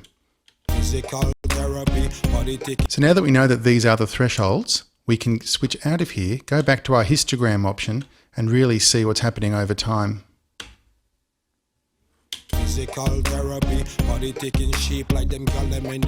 So without worrying about gain reduction meters, we can set that to a point right on the tipping point there. Okay, let's bypass. Right, so there's a slight change already. Now, we haven't actually set any controls with any intelligence yet, so things should get better. Now, at the moment, the ratio we can see there is 2.2 to 1, so we can control that. And you can see the effect that's having on the graphic display there. The curve obviously getting more steep horizontally there as we go to a higher ratio. Now in a mastering setting, you're not going to be wanting to have particularly high ratios. So usually somewhere between, well, even 1.5, as low as that, all the way up to possibly 3 or 4 to 1 if you're trying to emulate that SSL bus compressor thing that they do. But 4.1 on one compressor is going to be more aggressive than 4.1 on another compressor, just depending on things like the knee and so on, which we'll adjust in a minute up here. So I'm just going to set that to 2 to 1, or just over 2 to 1 there. And now the attack and release. On a mastering setting, it's going to be different to individual instruments or voices, but I'm going to be happy with, say, a little bit less than that, maybe 20 or so. Release time around 100 to 200. So bring that down a bit. Maybe there. Now let's have a listen. Physical therapy, body taking shape like them call them in the magazine, Hollywood quality. Okay, getting somewhere here. Now, this knee control here, the knee refers to the point at which the compression kicks in on your line there. So exactly where this circle is actually, where the threshold is being controlled from. So our signal's coming up here, totally linear, and then it hits the threshold, and then the threshold is the point at which the compression kicks in. And let's make it a bit more aggressive for the sake of showing off this example. Now I'll zoom in some more. Oh, we've lost it. Back down a bit. There we go. Okay, now the knee is how aggressive this knee, because it looks like a bent leg, how aggressive that angle is. So a hard knee means immediately off it goes. If I soften that knee, and you can see there, that little bend suddenly flattens out. So our two options here are soft and hard, and you can see now that the curve comes up and kind of gradually turns that corner. So what that's going to do is provide a less aggressive compression, and that might be exactly what you need, or conversely a hard knee might be what you need if you've got something that's a bit out of control and you really want to tighten it down and clamp down on it. So the choice is yours depending on your material. I quite often like hard knee compressors, but only touching them gently, as opposed to maybe a soft knee that you can hit a bit harder because it's more forgiving. So I might be hitting that a bit hard now, because you can hear it fighting me back. That's even worse, you can see. Well, of course it's a bit hard because I pushed it up to 6 or 7 to 1. So bring it down to 3-ish. And you can hear the sound. So look, if I hit it a bit hard there and now push the ratio up, listen to the sound.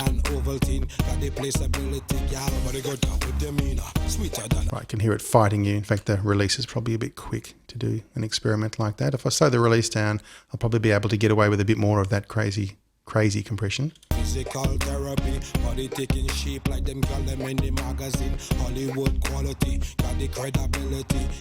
Yeah, so look, if it's not immediately obvious, the attack control controls the time it takes before the compression kicks in. A too fast attack might be taking the transients off the fronts of drums, for instance. So you might want fairly strong compression, but you still want your drum attacks to slip through unharmed. So the attack control can be useful, for instance, in handling something like that. The release control controls how long it takes before the compressor then backs off and stops compressing. That is, assuming that your signal has fallen below the threshold again. So too short release times are not great because the compressor kind of throws the sound back at you in a very unnatural fashion, which is often called pumping if it becomes too obvious. And too long release times are not good because the compressor doesn't fully release before kind of the next wave of attack comes along and pushes it down again. So the compressor never actually lets go properly in that case. So you have to do your timings based on feel, the type of song you're doing, and some people even do their release times based on tempo, so the compressor can kind of become part of the band in a way. It kind of moves back and forth with the music, often in quite a musical way. So there's no magic numbers that we can feed people to tell you where to set these controls. It's just got to be done by instinct. Anyway, let's get out of here to a more sensible approach again. So we'll push our threshold up there and pull this down here. Now, an example of how we could use this limiter, for instance, now, because it kicks in before the compressor, we can set our limiter to a fairly high ratio here of, say, 10:1, as it is. Now, this is not to be confused with the limiter in the maximizer module, which is what we call a brick wall limiter, an absolute full-on stopper that nothing gets past. This limiter can be passed. I mean, 10:1, even if we push it up to 25:1. I mean, a strong enough signal will still get through there. So it's not actually giving us any sort of level insurance. This is still part of a dynamics module, which is pre-final maximizer. Anyway, so let's go now and set this limiter, and I'll even push the compressor back out of the situation. So it's the limiter that's doing the work. Well, now, of course, they're moving together, you see, because part of the rule of this, I better just show this quickly, part of the rule of this is that the limiter threshold, for obvious reasons, can't be lower than the compression threshold, and vice versa, the gate threshold can't be higher than the compression threshold. So if I get to there, it pushes that along. This one will push that along, So that they have to exist in that order. So back to where I was.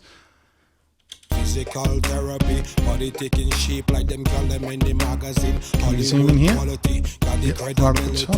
Sweeter than Ovaltine, got the placeability, y'all. Body go down with demeanor, sweeter than Angelina. Sizzling, bubbling, got man troubling, cause them want get you in. If a girl try to take your man, try to take your man, girl, you let them know. Cause you are the best girl, pose for the camera. Now, by placing it on that side of the histogram, we've just lost it there, but I'm putting the limiter sort of on the downhill of the loudest stuff on the histogram. So it's going to grab just those few things that push the track over the top there, and you do that so the limiter can absorb those peaks and not bother the compressor with them. The compressor can spend its effort working on the meat of the song and not just these few stray peaks that get over the top. So another look at that. So I've got the threshold set, well on the downhill of that. So it's not going to do much. It might just do a few things in the whole track.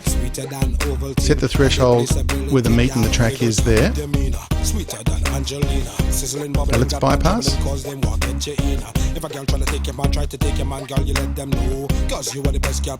Okay, pretty subtle. Not much happening there at the moment. But mastering is a subtle game, so this is not going to be a night and day difference thing that we deal with.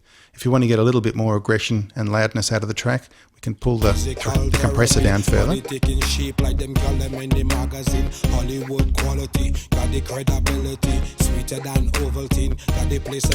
Now might be a good time to point out over here the makeup gain section of the compressor. So what happens is as you're turning things down, you can then make up that level later. When I say turning things down, if you're bringing the threshold down on a compressor and putting things into compression, then effectively you're turning them down. You're stopping those loud things from getting through. But then at the other end of the compressor, if you need to, you can push the gain up, which is called the makeup gain. And therefore you are making up the gain that you've lost, but then what you are benefiting from is that squeezing, if that's what your track needs, to get more density and volume into the track. So at the other end, you'll come out with a louder track with the softer things in the track brought up. So over here we have the makeup gain. And so you can see there, that's the level of the whole mix. Now we can run that, or if we want, we can run the plugin in auto gain mode as well. Now auto gain will make up the gain for us as we pull things down. So let's have a look at an exaggerated example of both. I'll get out of there. I'll turn the auto gain off now. Now if I start compressing extremely heavily, listen to what happens. Okay, our track's getting softer and softer and softer, to the point because we're squeezing the life out of it and pushing it to the middle of nowhere. Now, if we have the auto gain set to on, look what happens when I start doing that. The track's fighting back. It's automatically making up that gain. Now I'm compressing it. Listen to that horrible compression. Because I'm compressing the track beyond all belief. I mean, if we switch to the other meter, look how much compression I'm actually adding. Yeah, that's just insane. But yet the track itself is trying to keep up with that level. If I turn this off now, so you can hear how much makeup gain it's actually adding. Also, while we're over in this section, we can see a mix control here, which modern compressors are starting to add now, which allows us to blend the compressed signal with the uncompressed, totally dry signal. And effectively that's known as parallel compression. We normally do that using two faders, having to have one as the compressed fader on your mixing desk or virtual mixing desk, and the other one as the dry one. In this case, we can do it all in just one step. So again, I'll exaggerate that so we can hear the effect. Okay, so that's a very, very compressed signal there. If I put this to dry, that's a totally dry signal. So now I can blend in the overly compressed one with the dry one.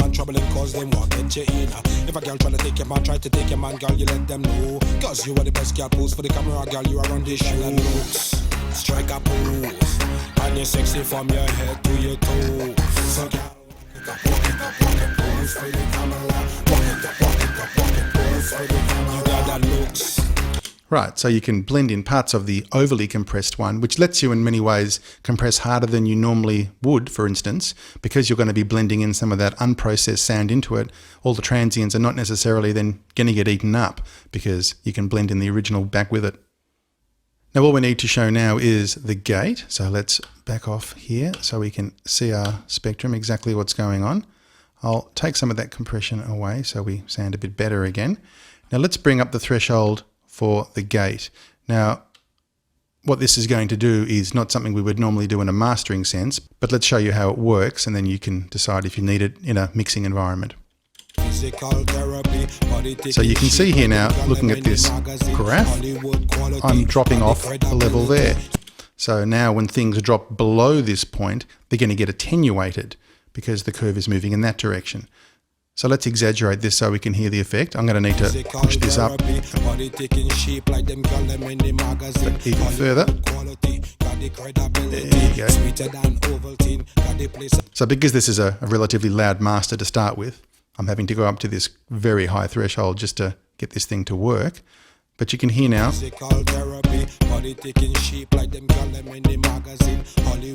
So as the signal falls below this point, it gets attenuated, turned down, and how much it gets turned down is controlled largely by this ratio control here. So if I put this to a very, very high ratio, and I'll zoom in again up here so we can see what's going on. A very, very high ratio, it's literally just a drop off the cliff there. So that is a true gate in that sense of the word. If I back the ratio off a little bit, then it's acting more what is generally known as an expander. It's pushing down, but it's not pushing down quite as aggressively. It's pushing down by a much lesser ratio. So often it's the same distinction a gate is to an expander as a limiter is to a compressor. Some people say, what is the difference between a limiter and a compressor? And it's not etched in stone, but often you say a limiter is just a compressor working very, very hard, generally at a ratio of 10 to 1 or more. And similar thing could be said about a gate. If that's a gate there with a complete hard drop off, then coming back below that is an expander. Now one really cool thing about the gate expander portion of the plugin down here is that the ratio can actually move to the left beyond this 1-to-1 ratio.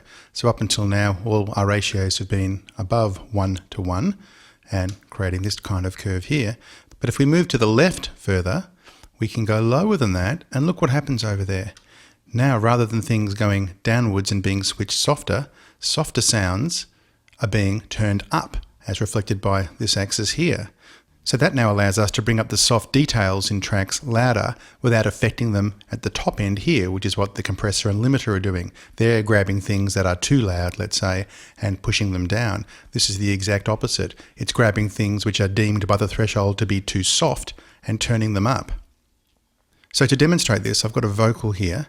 Now let's hear it totally flat. So as you can see now with a perfect diagonal there, there's no gain reduction occurring except for this limiter, which is right up the top. So we'll never reach that. So I'll play the vocal.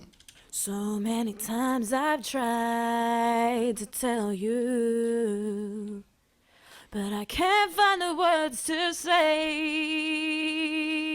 Now as we can see here, most of the energy is kind of peaking up there. So let's grab the threshold for our gate and push it up to around there. And now with this ratio, I'm going to start bending things back that way. So now soft stuff that was down here is now going to be up here. It used to be down here at that point. It's now going to be pushed way up there. So in this case, it's probably going to be kind of the breaths that she takes in between and things like that are going to be madly boosted. So let's have a listen.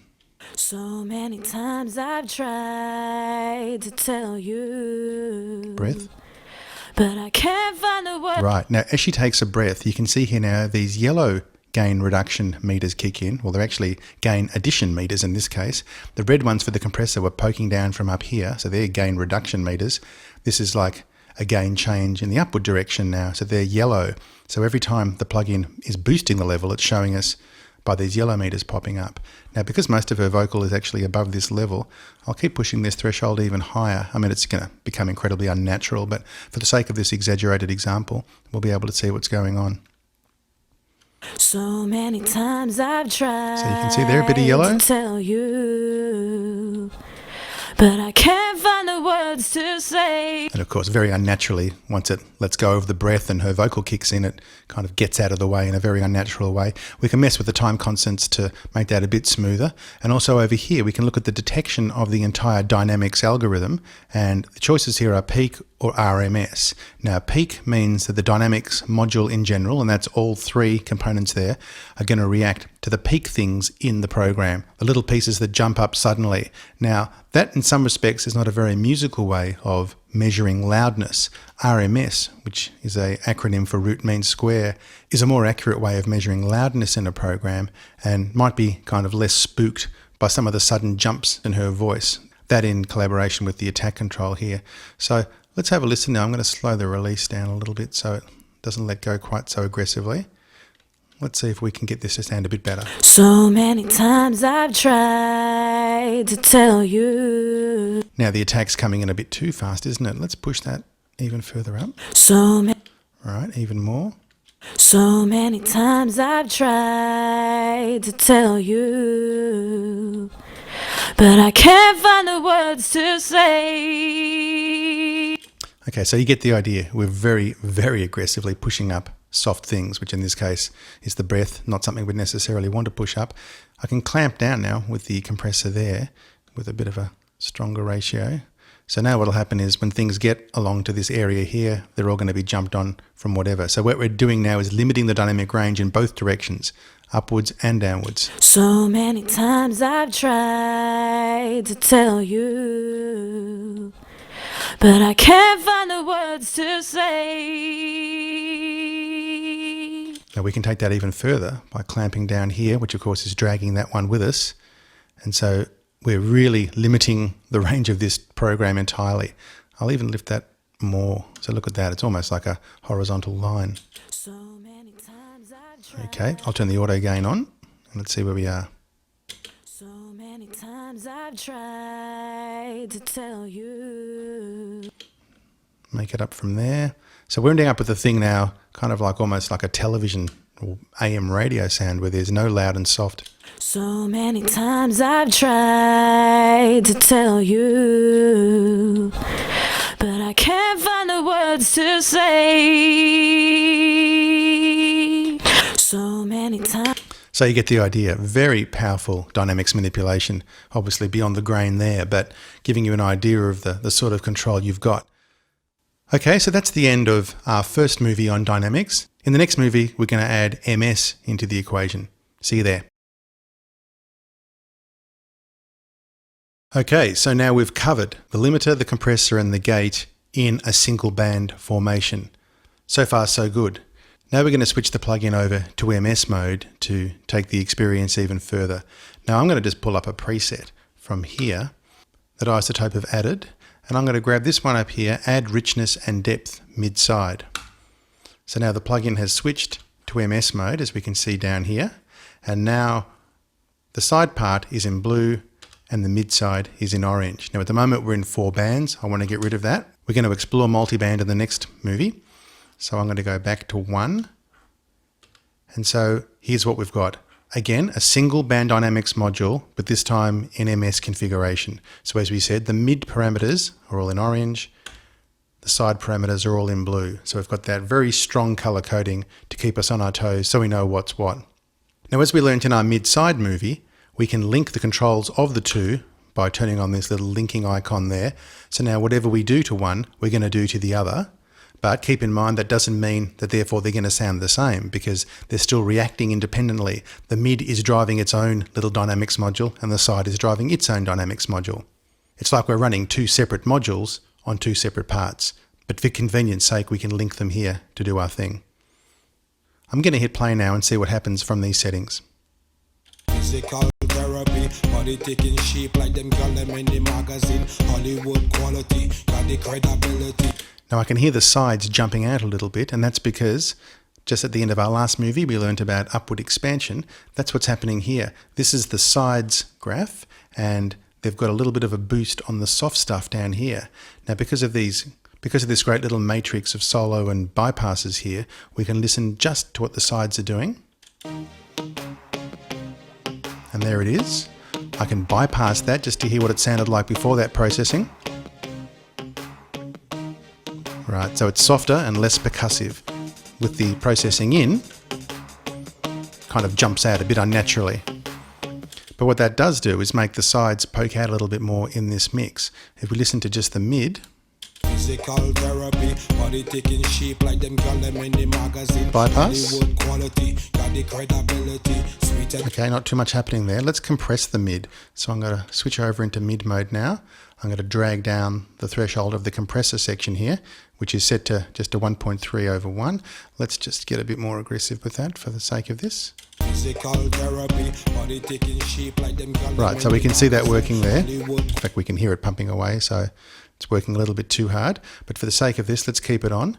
Now, let's go to the sides, and we can tweak this or do something different or whatever we like with it. So I'm just going to do the sides in solo. And my intention now is to do something to the sides so they strengthen and thicken out and make the track sound even wider. So perhaps we'll bring this compressor down more. Make up some gain on the compressor here because auto gain is not switched in. So I'll bring the gain up manually. I'll back off the effect of that so it's not so aggressive, the upward expander, and I'll get my power from compression.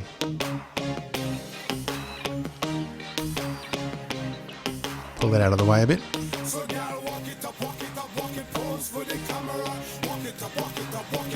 I'll shut down that release so it's a bit quicker to recover. And now I'll boost the output even more.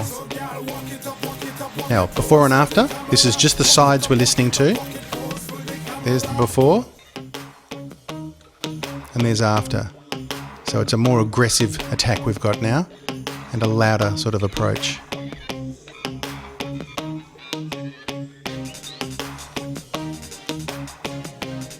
I'm going to switch this over here over into histogram mode so we can see exactly what's going on over time there. Now we're just looking at the histogram of the sides at the moment. So you can see I've got the threshold of the compressor on the south side of the top of the hill, so we're compressing quite hard. I might bring the limiter in for a little bit on the north side there.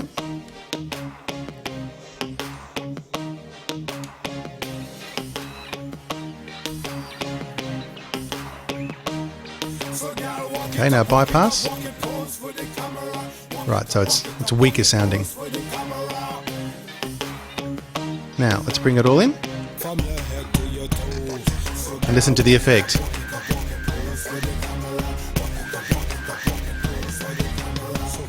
Now I'm hearing a strong sort of out of phase sound coming from the sides there, and that's probably due to pushing them so hard. But just giving you an idea that we can work on them independently, and in fact we can even just turn the processing off on the mid altogether and just make the sides do the work here. So it gives us that fantastic control over the sides of the mix that you wouldn't normally have. So another listen with the mids bypassed now. Physical therapy, body taking shape like them girl them in the magazine. Hollywood quality, got the credibility, sweeter than Ovaltine, got the placeability. Now I'll bypass the sides as well. Sweeter than Angelina, sizzling, bubbling, got man troubling, cause them want Angelina. If a girl trying to take your man, try to take. So there you have it. And of course, don't forget that the mid-side processing is a feature of this plugin in many of the modules. So if things are kind of too bright or dull to our liking there, we can MS equalize them, MS excite them. So lots of options there. Now, while we're here now, we're going to have a look at the preferences for the Dynamics module. And there's not too many. So I'm right-clicking here now to bring that up. Or of course, I could just click on options there and find my way to Dynamics, which is that one there.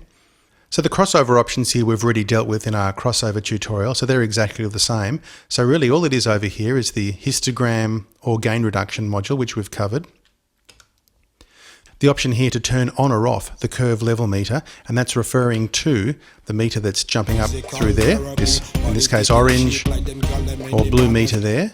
And if for some reason we want to have that disabled, I don't know why, I'd quite like that to be there so I can see what's going on, but it could be an issue of CPU, or maybe you find it distracting. I can turn it off there and it no longer happens. So that's that option. I prefer to keep that on.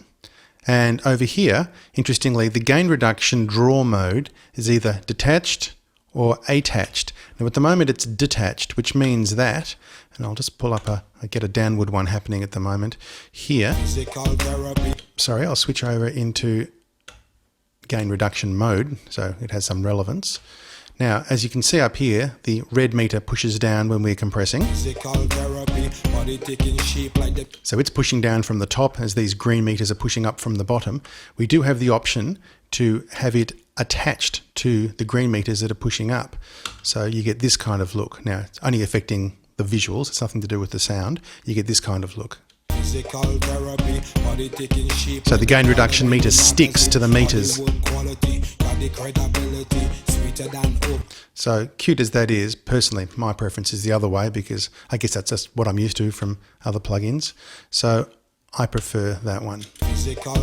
But the option is there. And if you're not compressing much, see in this case it was quite aggressive and it's bouncing around a lot. If I wasn't compressing much, perhaps the attached version would be useful too. So anyway, that's the end of our part 2 movie. And next up, we're going to bring in multiband and dive deep into that because that's where the real power of this Dynamics module lies. I'll see you there. And now we're going to have a look at the multiband aspects of the Dynamic module. In front of us now, we can see I'm set up for 4 bands. And let's have a look how we can get those to interplay with each other. Now, the color coding, as we've mentioned, is here. And I can select which band I want various ways. I can certainly just click into the display here, or I can click on these buttons here which match the color coding. So I want to go and play with band 1 or band 4. I can use this little link button here to link them together and do the same thing to more than one band. So the minute I do that, we're then moving things together. So that limiter ratio can go all the way to the bottom there. And when I check these other bands, limiter ratio is on the bottom there as well on all of those. So let's get some compression going across all bands now, and I can show you a few other things. So we'll get out of there and bring our limiter ratio back up there somewhere. That's fine. And I'll just play now and get some compression going. Now we are in link mode, so I'm doing this to all.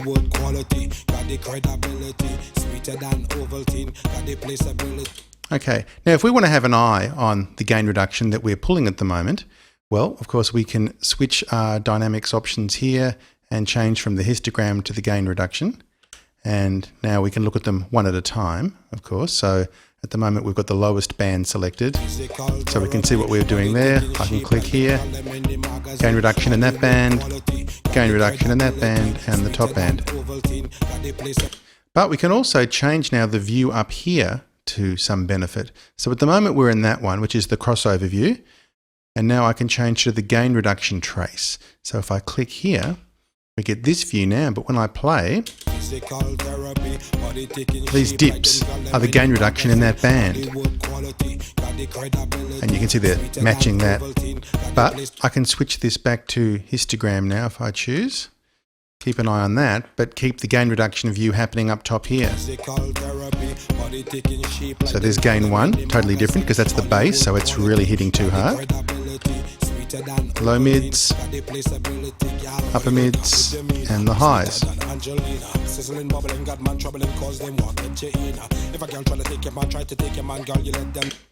So that's a handy way of seeing what's going on as well. Now next up, I just want to mention that a lot of people refer to these multi-band tools as dynamic EQs. And that's a really good way of looking at it, I think, because they have benefits that EQs don't have. An EQ is a static device, so when you EQ something, that's how it is for the entire track. So there's no sensitivity to what's happening in the track. As opposed to something like this, where you can actually affect the tone of the track only depending on the type of program that's going into it at the time. A good example of that would be, say, de-essing, which we'll give a little example of in a few minutes. So first up, let's look at some other tricks we can do here now. We can copy and paste between these bands, as I think I've mentioned earlier on. So I can come here, I can copy those settings, I can come up to this end, and I can paste those settings onto that band. And now these two will match. As you've seen me do all through the tutorial so far, I can remove bands directly from here, or I can go into preference files for the crossovers and do it there, or specifically on any of these given plugins actually that support multiband. I can alter their number of bands directly from their preference there. Now, if you're looking at this so far and thinking it's a bit tedious or a bit difficult having to jump between bands here to see what's going on within each band, you may have noticed this little button here saying Show All. So I'll turn the link off there first. When I click Show All, we're going to lose this graphic display. So we lose that feedback, but in exchange, we get to see the parameters of every band for every submodule. So there we go. So now, in spite of the fact that we've lost that visual feedback, look what we've gained. Band 1, Band 2, Band 3, Band 4, and we've got limiter, compression, and gate on each one, plus makeup gain at the bottom here. So when I play now, we've got little mini histograms here on each one. And because we're unlinked, I can set my compression threshold there. I can look at each little histogram.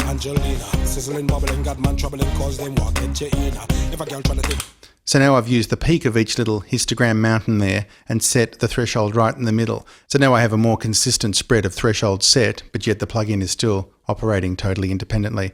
Now, even with these 4 little histograms, I can come into here and go to the dynamics options and change all of them to gain reduction meters. So now I've got 4 independent gain reduction meters. And perhaps this is what you might have been wanting to see. We can now monitor all 4 at the same time and make our adjustments accordingly.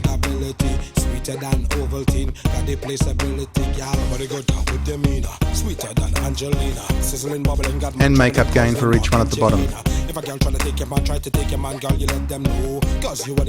So I just brightened that up. Again, normal bypass and solo options down here. There's my bypass. Let's push up the high mids a bit.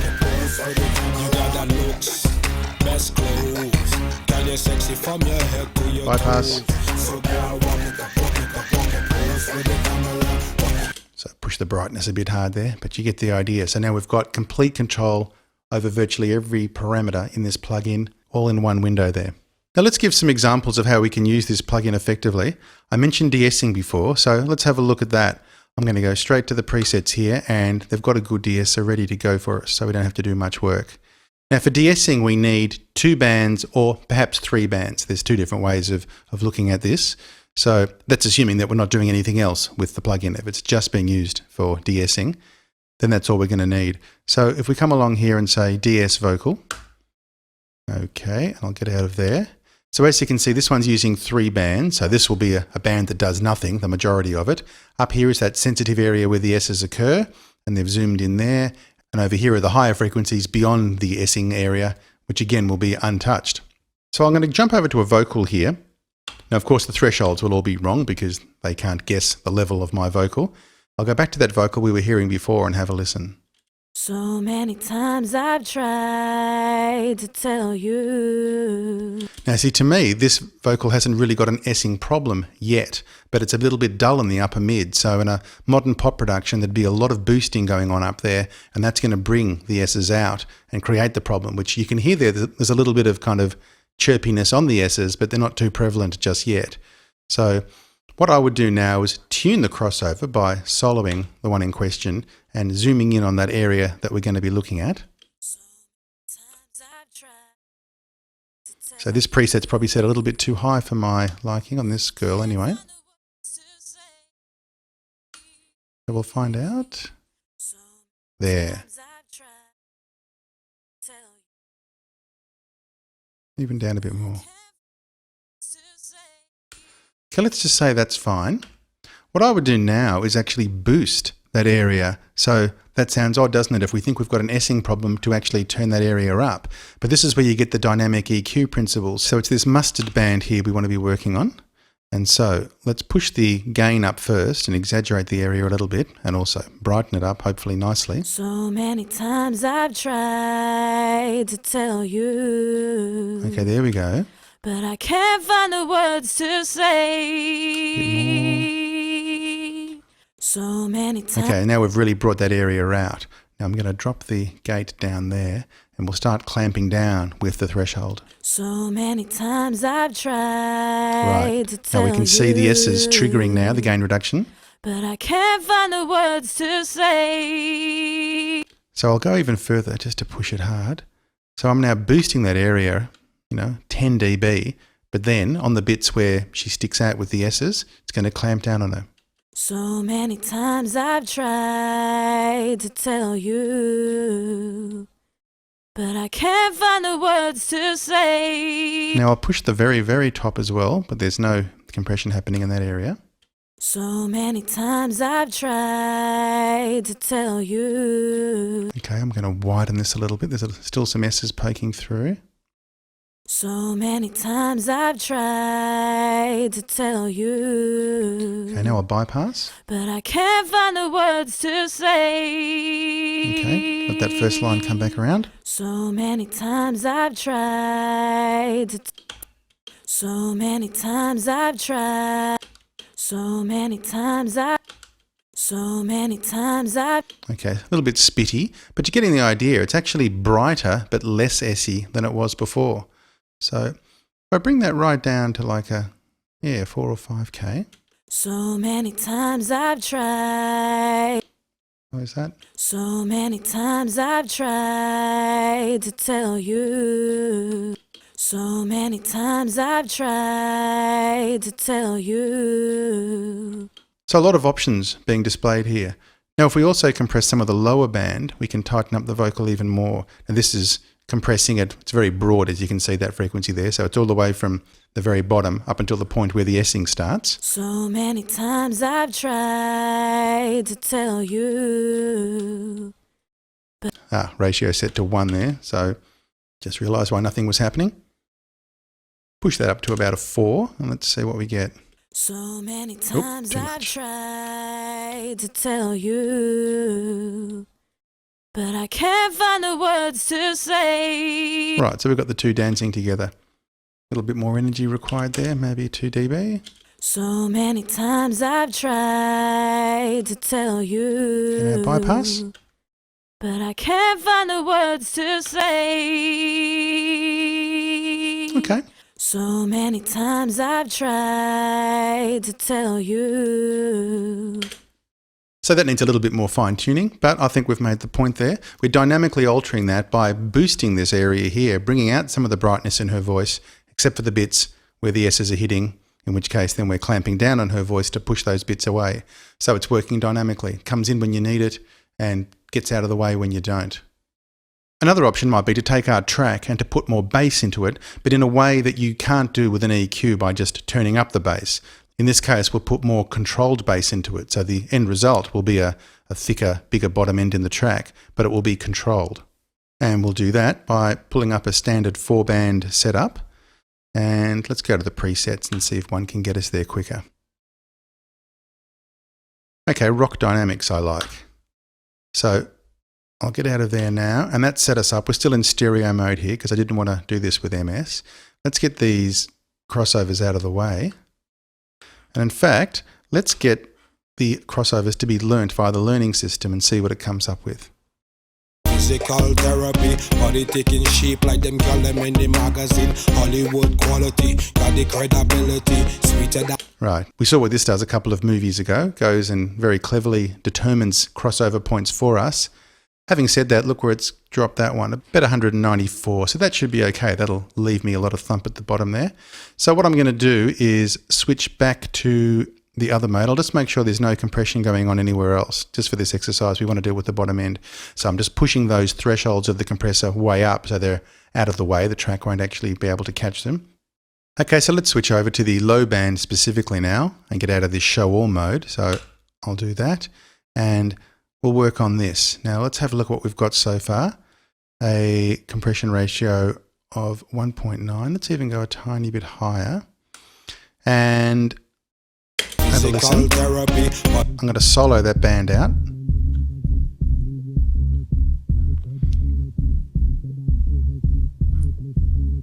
Okay, that's the area that I want to work with. Now what we can do is make up more gain than we actually need. So we'll push that area a bit harder, but at the same time we'll be compressing it quite hard as well. So let's have a listen. Shape like them girl them in the magazine. Hollywood quality, got the credibility. I'll bypass. Sweeter than Ovaltine, got the placeability. Okay, now what's happened though is the whole preset has things a little bit too hot. So to make this a bit easier, let's put everyone back to 0. So I'm going to do that. I'm option clicking just on this now to reset them back to 0. So all 4 bands back to 0, now back to here, and we won't be hitting the output of the plugin quite so hard. And now I'm going to make up more gain with just the bass. Hollywood quality, got the credibility, sweeter than Ovaltine, got the placeability. Okay, now let's bypass that. Angelina, sizzling, bubbling, got man troubling, cause them walk into in. If a girl try to take your man, try to take your man, girl, you let them know. Bit more perhaps. Physical therapy, body taking shape like them girl them in the magazine. Hollywood quality, got the credibility, sweeter than Ovaltine, got the placeability. Yeah. So we're getting a bigger bass, but it's still totally controlled. It's not going to overshoot. It's not going to push us into the red with the whole program like an EQ would, which would be immediately overloading everything. So we are hitting the red here, but we can cater for that. And of course, a lot of this would be caught down the line later when we get to the maximizer, which is turned off at the moment. Physical therapy, body taking shape like them girl them in the magazine. Hollywood. In fact, let's put the auto gain on for this band and see what happens. Physical therapy, body taking shape like them girl them in the magazine. Hollywood quality, got the credibility, sweeter than Ovaltine, got the placeability. Yeah, body go down with demeanor, sweeter than Angelina, sizzling, bubbling, got man troubling, cause them walk into in. If a girl tryna take your man, just see how far I can go up with this. Cause you are the best girl, pose for the camera, girl, you are on the show. Strike up. Okay, now bypass. And you're sexy from your head to your toe. So see how much thinner the bottom end is now? Back on.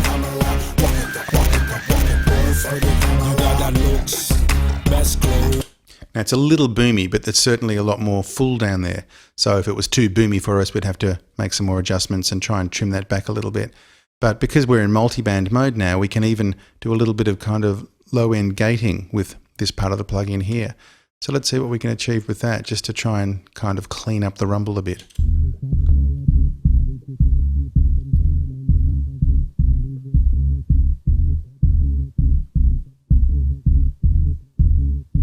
Okay, now I am pushing the threshold of the compressor higher, but listen to that.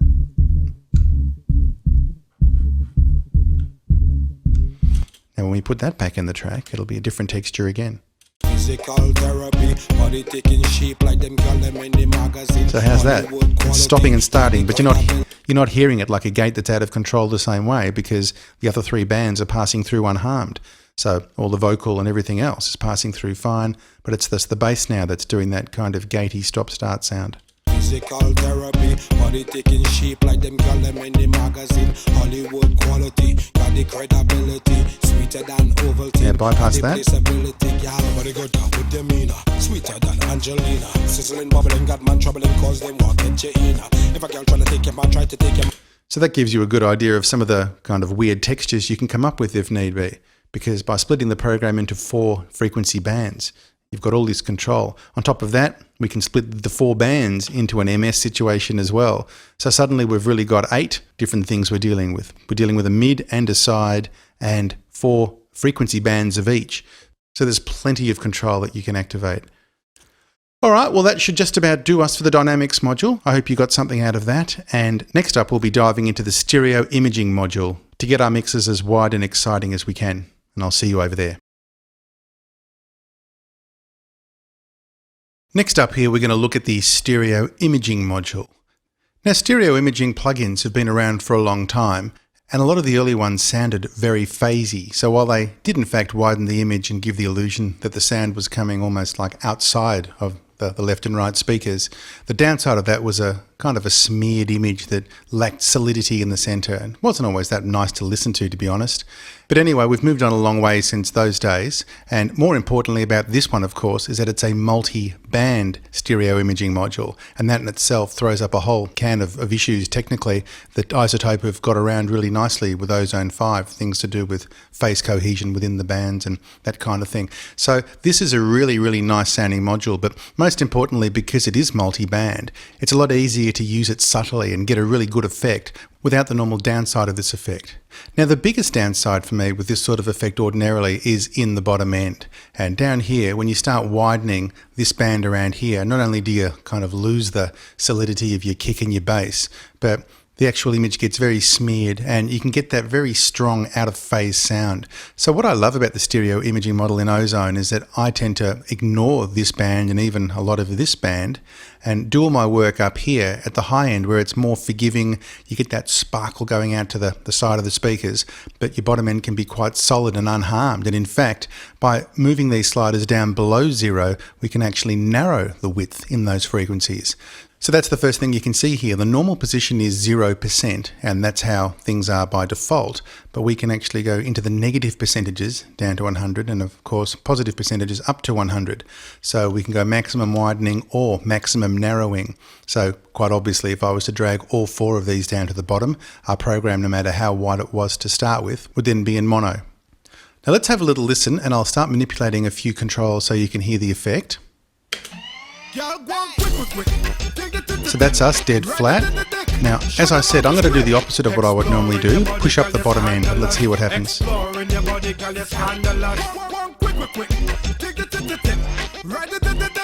now we've got that width down the bottom end. If I bypass, listen to the difference.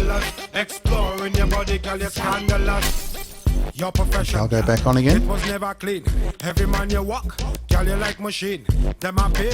So it's actually quite nice because those little toms that we're jumping at there are much, much wider, but they do have a kind of an out of phasey sort of sound to them. So some people don't really get offended by that out of phase sound. I'm one of those who do, but horses for courses. The only downside of that effect is that you lose a little bit of mono compatibility, which again, for some people, is not even an issue in this day and age unless you're getting played on AM radio or in elevators or whatever. So I'll reset and we'll have a listen to the other bands. So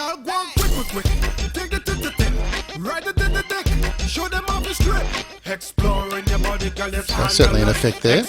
This one. Right, now it sort of brightens up a bit as well. Exploring your body, girl, you're scandalous. Exploring your body, girl, you're scandalous.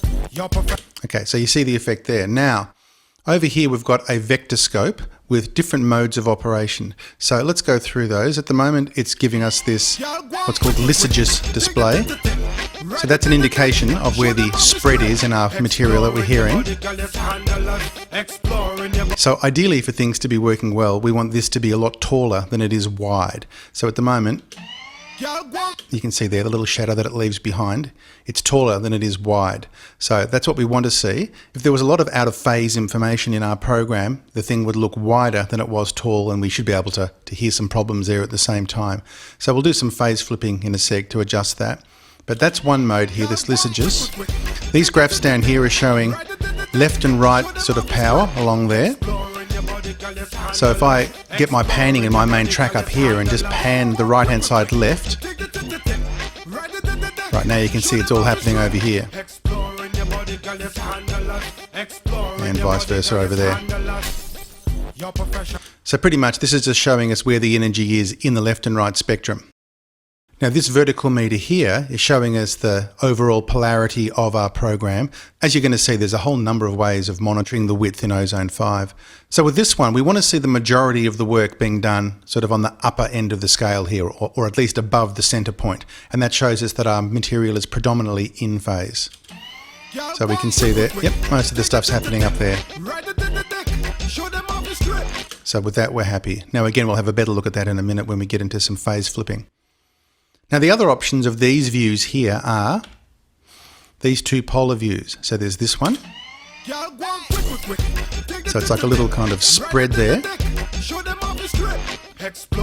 Now with this view here, you can see this V outlined here. So this is kind of the safe area inside the V.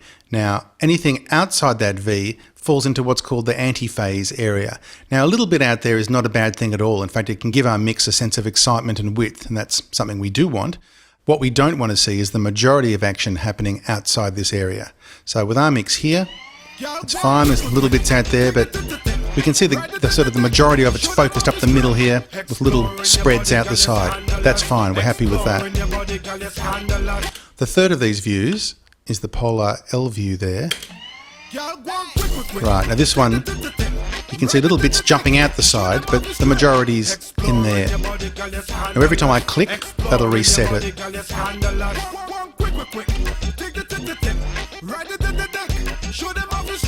So that's fine, happy with that. What we'll see in these views is that the moment I start pushing up these bands here to create more width, we're going to get a lot more activity happening in this anti-phase zone. So most notable will be the base one, so I'll do that. Right, so now as I push that up, getting a lot more happening down here. Now this is not reacting to frequency at all, this graph. This is only reacting to the phase across the board, but these base ones are more notable. So they're the ones that are causing the issue. Same would occur if I push this up.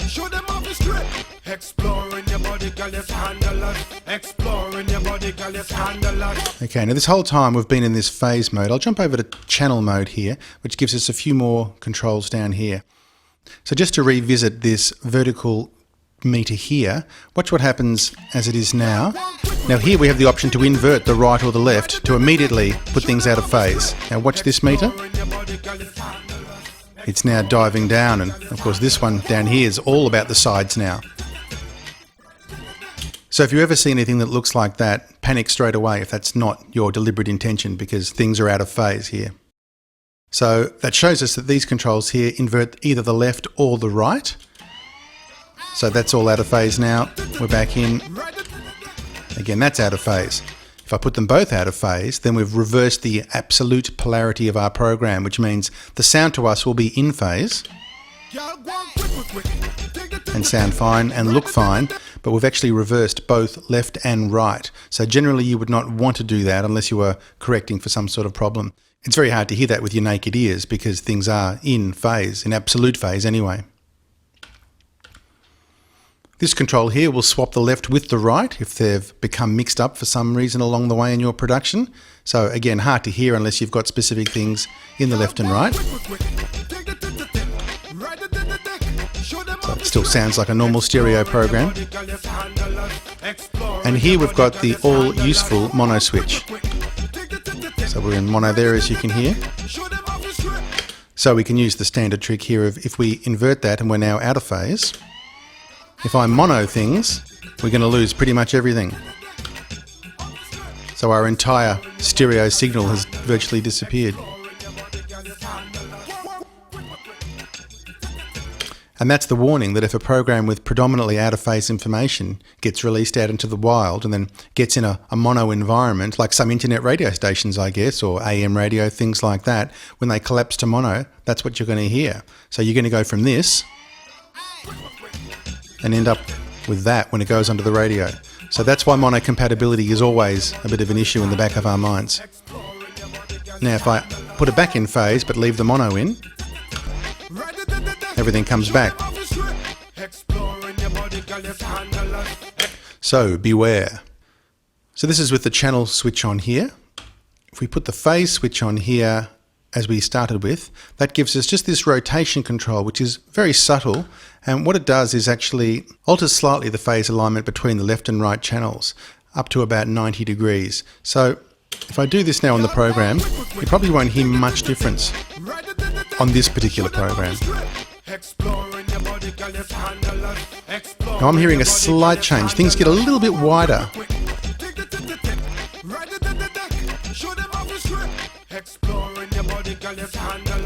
So I'll put it all the way on and I'll switch it on and off from here.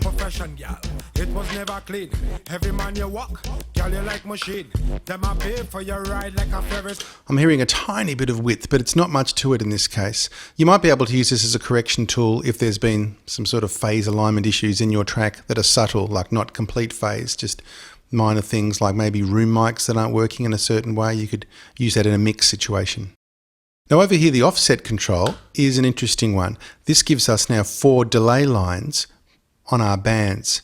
Now what these delay lines are delaying though are the left to the right. So that gives us the power to mess with the effect that we have where whichever side gets to your ear first is going to appear louder. So even if the left and the right are exactly at the same volume, if the signal on the left hits your ears first, it's going to sound louder. So knowing that phenomenon, we can adjust things in here. Now at the moment, they're all linked. So whatever I do to one will take all 4 bands at once. But have a listen to this phenomenon. We've got a mix here which generally feels quite centered. We're not doing any stereo widening from here.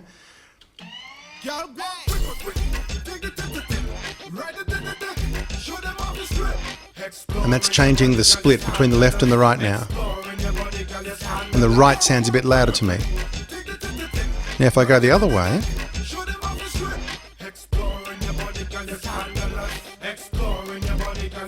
now the left feels louder because we're delaying the right.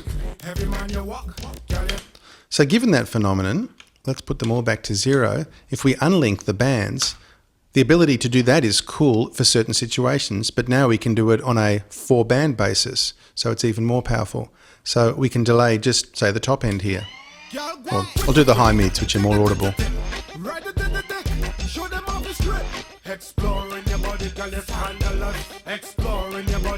So now the left is a bit louder in the upper frequencies, but the bottom end is still deadly center. I'll go the other extreme.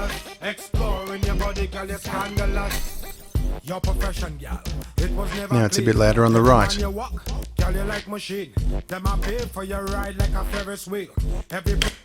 So cute little trick that. Could be very useful for tidying up balance problems inside an existing mix if need be. Okay, next thing to look at is our graph area up here. Now at the moment we're in the standard crossover view that we've seen in the other modules, but now we've got these other options as well. We've got the stereo spectrum view, and what this does is shows how wide we are spread in each band. So I'll play again. So it's showing us how wide the bands are independently. So if I pull them all down to 0, we're going to end up with a straight line. Down to -100, should I say. We're going to end up with a pretty much a straight line. So you can see what's happening there. It's getting narrower. There we go. It's a straight mono signal now with no width. So if I let a little bit of this one creep back in, now you can see it spreads out also into the other bands as well because the crossovers aren't kind of razor sharp. They're blending down. So we're getting a little bit of that width spreading over. So I'll put them all back on 0. And let's go wide up here, as I probably would normally.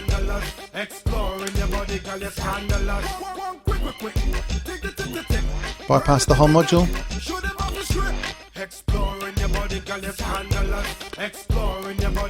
So you can see it creates quite an excitement to the mix as well.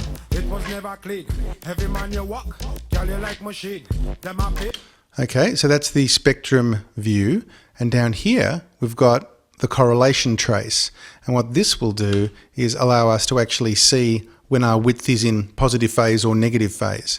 So I'll put everything back to reset here and play. Girl, go on quick. Take the tip. Right the. So it's very similar to this vertical meter here. It's showing us that when things are above the line, that's generally a good sign, and when things are below the line, not such a good sign, unless that's an intentional effect. But the beauty of this is that it can do it on a per band basis. Girl, go on quick. Take the tip. Right So now if I push this one up, exploring your body, girl, it's handlers. Exploring your now we've got a few things creeping under the line there. If I again do it with the bass one, it'll be much more obvious. So I can hear it coming in out of phase now, the bottom end, and there's some proof of it there. Do that one as well. So it's warning us out of phase information happening. And even this meter here now, while predominantly in the positive zone, we're still getting a lot going under there. Plus this one here is throwing things off to the side. So as you can see, Ozone 5's got this whole host of meters all kind of giving us different warnings of pretty much the same thing, but different ways of seeing the same information. So that's the stereo imaging module, and next up we're going to tackle the maximizer. And now we move on to the last of the Ozone modules, the maximizer module. Now that's what you can see in front of you here, and the maximizer module is broken up into two parts. It's the peak limiting section here, so that's this area here which borders up and down that border there, and to the right here is the dithering module, which we'll cover in the next movie. So at the moment we're going to deal with just the limiting module, which is this little area through there. Now, digital peak limiters have come a long way in recent years, and that's kind of a curse and a blessing. The curse part is because of the loudness wars that have been going on in music for the last 15 years or so, and that is the war to just make tracks louder and louder and louder at the expense of all their dynamics, but even worse than that, at the expense of creating sometimes quite ugly and horrible distortion in the tracks just to make the tracks sound louder. Now, thankfully, that process seems to be waning a little bit in recent years, which is great, but we still need these intelligent limiters to get tracks to have a certain punch. And that's the other thing that's happened in recent years, is that the digital limiter has gone from being purely like an insurance policy that sat there to stop things from going over zero. Now they're turned into sound shaping tools in their own right. High-end mastering engineers for years have been deliberately clipping the front end of their expensive analog processors for sound. Well, now a lot of these digital processors have got algorithms in them to simulate that effect as well. And Ozone 5 is one of those. So let's just have a look at the interface now and you'll see what I mean. Down here are the 5 different modes that are available to us. So IRC is the name of iZotope's proprietary intelligent release control. So initially their first limited design had the IRC mode in it, and since then it's been upgraded to the IRC2, and just for Ozone 5 now we've got the IRC3. Now each one is an incremental update from the previous one, but there's still value in using the older ones if you want, because they all have different sounds and will be suitable for different things. So these are the 3 intelligent released base limiters, and then after that we have a fixed hard design and we've got a fixed soft design. Now all but the soft are true peak limiters in that we can set our margin here, which we'll do in a second, and the signal will not exceed that point. You can't get through. So once you've made that hard roof, that is that. The exception is this soft model here, which when pushed hard enough, the signal will exceed the margin. So you're not getting a true digital safe limiter from that. So you would use that one down at lower levels more as a sound or effect, but not as a fixed safe limiter like the others. So the controls here are the threshold, which basically turns up the audio by your desired amount. So I'll run this track into it now and you'll see what I mean. Now as I pull this down, the track will get louder.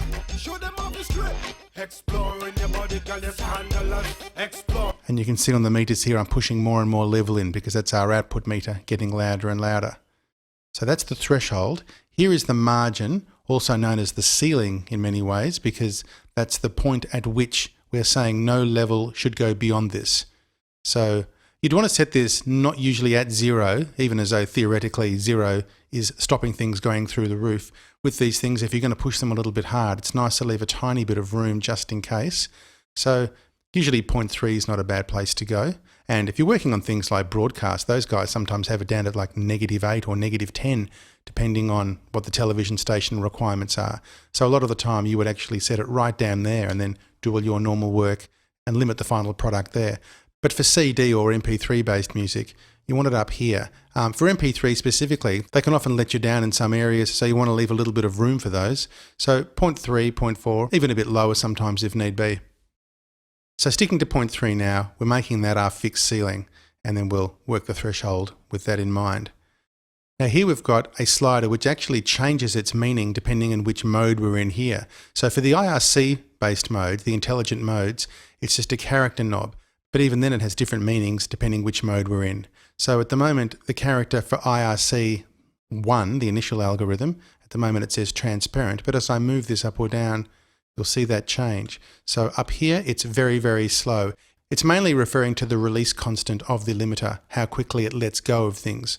So if you're trying to get something very, very loud, like pop music type loud, very, very slow is not really going to help you because it's going to be too sluggish. You'll probably hear it pumping a little bit. Like I'll run this track into this now and I'll start driving it quite hard with this threshold, with that in very slow mode, and you'll hear that when the going gets tough, it'll actually start slowing down too much. So you can hear it ducking out of the way. So every time a hard drum hits, it takes too long for the sound to get back to loud again. So it's actually ducking out of the way. We definitely wouldn't want that for this sort of music. So sliding down here, we've gone from very slow to transparent, to smooth, fast and loud, and then, very fast, and then clipping. So now we've got that clipping I was talking about being sort of simulated in the digital environment. Now, it's not going to be really clipping in the sense that it's going to overload our program, but it will clip the waveform. But the funny thing is, ordinarily, that would be a bad thing. Sometimes that can be a very pleasant thing, especially in modern pop music when you want that crunchy kind of character. Now, if you were working on a lovely jazz or classical-based piece, you certainly wouldn't be wanting to clip. But in pop music, that's often exactly what you do want these days. So I'm going to put that now at the clipping stage, which is this mode's fastest point, and let's hit this a bit hard and hear what happens.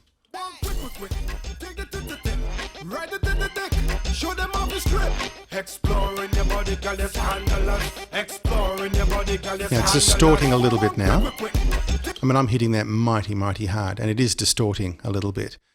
I'll take this out of the histogram view that we're in now and move it back to the gain reduction view so you can see exactly what's going on with the gain reduction. Like at that level I was at now. I mean, no wonder it's destroyed. It's being smashed to death. So I'll just bring it back up a bit. There we go. So I'm hitting that pretty hard. Now if I slide this up to slow, it just doesn't smack you in the face the way it was before.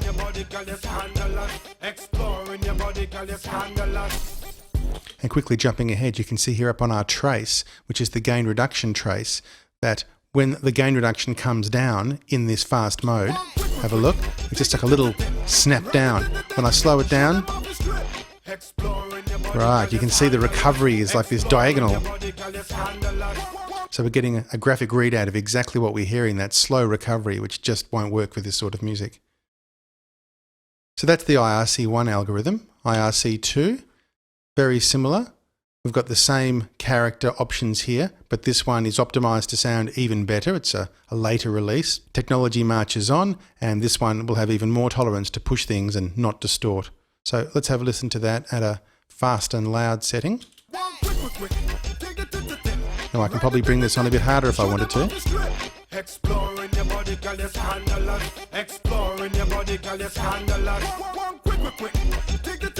Okay, that's pretty crazy loud, and it sounds not too bad for this style of music.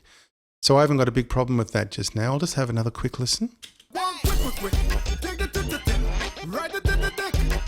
Let's bypass.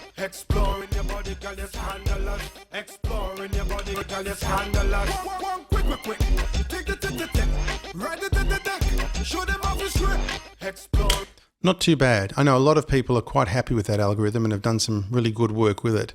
But new for Ozone 5 is the IRC3 algorithm. So let's hit that one and we'll see that this character slider will change some of its definitions now. Okay, now this new balanced switch has come in here, and these are actually more algorithms we can choose from within that algorithm.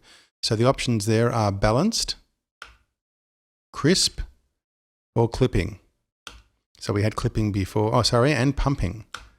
Right, so we had clipping before on this slider. Now we've just got this slider here going between slow and fast based on those 4 algorithms there. So even more depth of control. So again, if absolute crunchy loudness was our goal, maybe it shouldn't be always, but for this song, let's say it is. Let's try crisp and quite fast and see what we can get.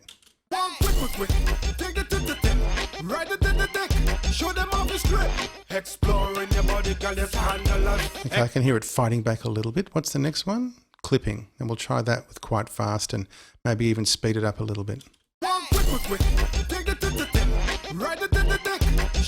Okay, we'll slow it down.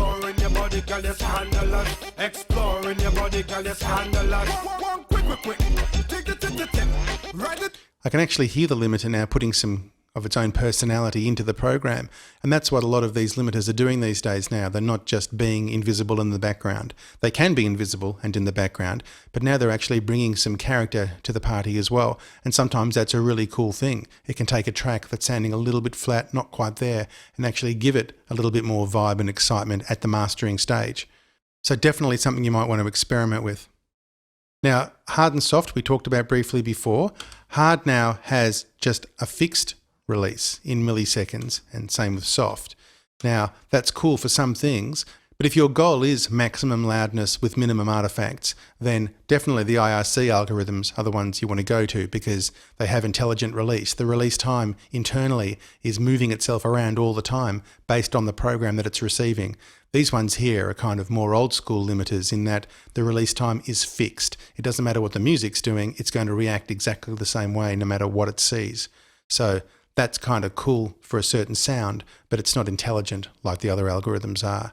So still, you can get some reasonably good results, especially with the hard one, because it's got that hard knee that's going to really stop things hard to give you quite an aggressive sound if that's what you want.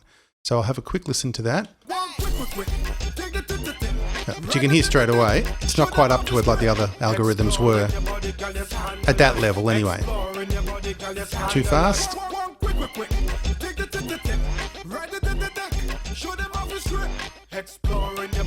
Yeah, it could be useful for some things, but not for a full mastering thing like this when compared to how good these ones sound.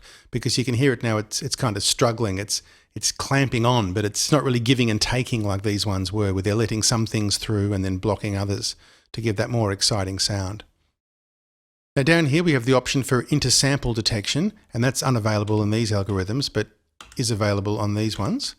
Now, intersample detection is a kind of clever way of the program to estimate what's going to happen when the signal goes back into the analog world, when it goes out through a D to A converter, and how it's going to react. And sometimes even as though we might set our margins here and we'll say nothing's going to go beyond 0.3 dB and we think we're safe. Well, in most respects we are, but sometimes when that signal is reconstructed back into the analog world by a digital to analog converter, in certain situations like on cheap CD players, there can be distortion added with components that aren't up to it. So what you can do is turn this on, and then you can be guaranteed there's absolutely no peaks that are going to get through in that situation.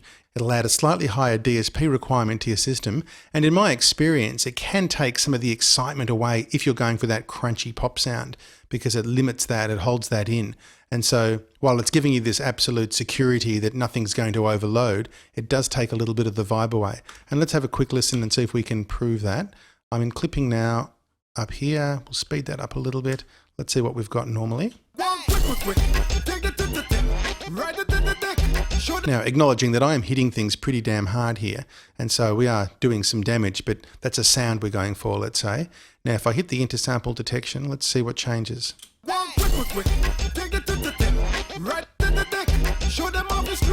Exploring your body, girl, just handle us. Exploring your body, girl, just handle us. Actually, in that case, I think it made things sound a little bit cleaner. It kept most of the loudness the same and cleaned it up in many ways. So I would definitely leave it in that test. In other tests I've done, it hasn't necessarily sounded better. It might be better scientifically out the other side, but in this case, it's better for both. So definitely a keeper that time. Now let's have a look at our trace up here as we did before. Now we've seen the gain reduction trace, so here we go there. It's showing us our gain reduction there. This is cool in a way too, because if we go out of this mode, back into histogram there, then we lose our gain reduction meter there, but still we can use this here as a guide. And also very subtly down here in red, that's the peak gain reduction that we're getting. It's just disappeared now, but as soon as I play, that'll come back again. That's showing us the highest gain reduction amount since the last time we hit play. So there it is there. So even as though we can't see the gain reduction here, we've got it there and we've got it up here. And then we can set our threshold using the histogram. But we'll move off that one now and down here into the standard spectrum view that we've seen in other modules. So that's just that showing us the spectrum display of the waveform. And this third one here we'll cover in more detail in the dither tutorial that's coming up next. This shows us the dither shape. Now right now, because dither's turned off, it's just flat. So we'll look at that in more detail in the next movie. Now one more thing, I'll go back there. You can see now, let's say we're happy with that, but we want to compare to our previous bypassed level. Well, if I hit bypass now, of course, because the very nature of what we're doing here is turning things up very loud, the bypass level is going to be very soft. So I turn that off, turn it back on. So it's kind of hard to make any sensible judgments from that because one's much louder and a little bit more distorted and more exciting. The other one's less exciting, but much, much softer. So hard to compare. If we come over here to the I/O and right click in that area, we can pull up the I/O options, or of course we could have just clicked on options here and gone to I/O. One of the I/O options here is to actually add a fixed amount of gain when the plugin is bypassed. So we can say when I hit bypass, add X amount to what I'm hearing. But even more kind of intelligent than that, down here we can automatically match the effective gain. So if I turn that on and then OK that box, now when I hit bypass, the plugin will make up intelligently what I've added in this limiting algorithm. So let's play now. Okay, we want to hear what it sounds like bypassed. And there it is. So that's our limited version. Bypass version. So straight away we can actually hear if we're doing damage that we're not happy with or actually improving the track. And the final element of the limiter section is this stereo link control over here. Now this is only usable in the IRC modes. So you'll see if I click on the hard and the soft, it kind of totally grays out and I can't access it. So that's no good. But in IRC 1, 2 or 3, I can click on here and activate this. Now what this simply does is allows us to break the limiting detection algorithm off. So it deals with the left and the right independently by an amount that we set here. So ordinarily, limiting is applied equally to both the left and the right. So that is, if a really loud sound appears, say, in the left-hand side and pushes the limiter into gain reduction, the left and the right side will both be affected by this. Whereas if we have a 100% unlinked system here, then if a really peaky sound appears in the left-hand side, just the left-hand side will react to this and the right-hand side will pass through unharmed. So it's kind of hard to demonstrate with a program material that is relatively balanced left and right, but we can still activate things here. So first of all, we'll turn on the stereo link function here and then we can disable the amount of linkage. So this way, it's as we had it now. We are 100% stereo linked, so it's the same as having it off effectively. But down here, we can break the amount of linkage down to 0%. So let's see if we can hear a difference under some heavy limiting here.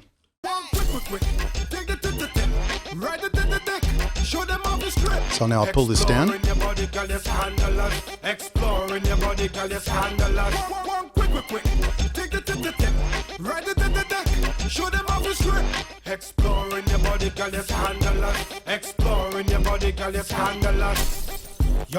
I'm not detecting too much difference, but where this could be useful is in pop tracks where perhaps there is lots of left and right differentiation, but not crazy stuff like, massive bass notes appearing in one side but not the other. But when you've got a normal wide stereo mix, it could be nicer to have this unlinked and let the two work at the same time. The downside is that there may be a little break in the phase cohesion because the two sides are moving independently, but that could be a cool thing too. It could actually make the track sound even wider and more exciting. And as long as the track is not out of control, doing silly things, it could be a really nice effect to have these guys unlinked, or maybe just, 50% unlinked or something like that. So a useful control to use, and it'll take up a little bit more CPU as well. So if you've got the room to add this, please do. Because have a look up here now, I've got 20, 22, 23% there.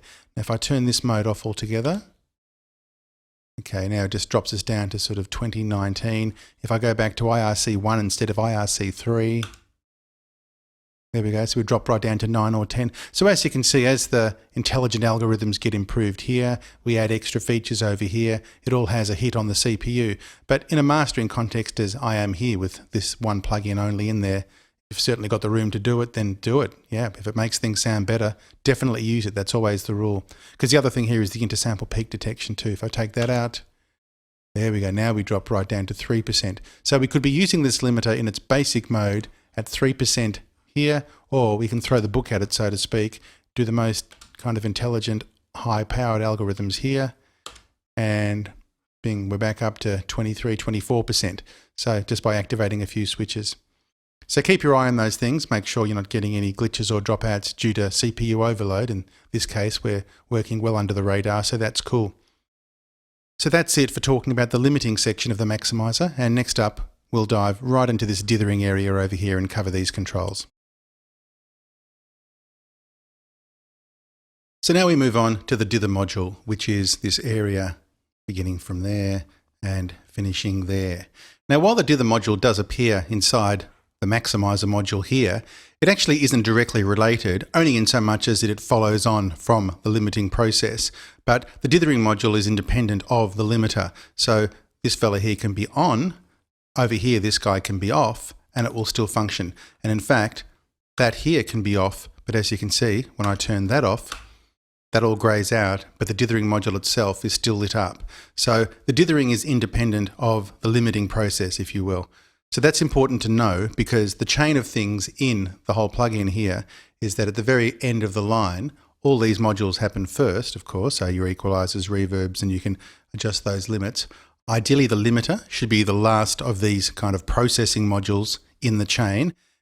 Now, there is the ability here under the graph option there to make the loudness maximizer, happen right there. Now, it's possible to do that. I don't know why you would want to do that. And ideally, the maximizer should be the last of the processing modules that your music passes through, except for dithering. So just to summarize, you've got all your main modules, your EQs, your reverb, loudness maximizer now at the end. That's last. Then it hits the output gain here. So it is actually technically possible to then, once you've done maximizing here, to turn the output gain down. Now, ideally, I wouldn't be doing that ever. I'd be leaving that locked to 0, and your ceiling here is setting the maximum output level, your margin control there. But anyway, you've got your output gain there. Then we head into this DC offset filter here, and from the DC offset filter, we hit the dithering, and then we're out. Nothing else is to touch the audio.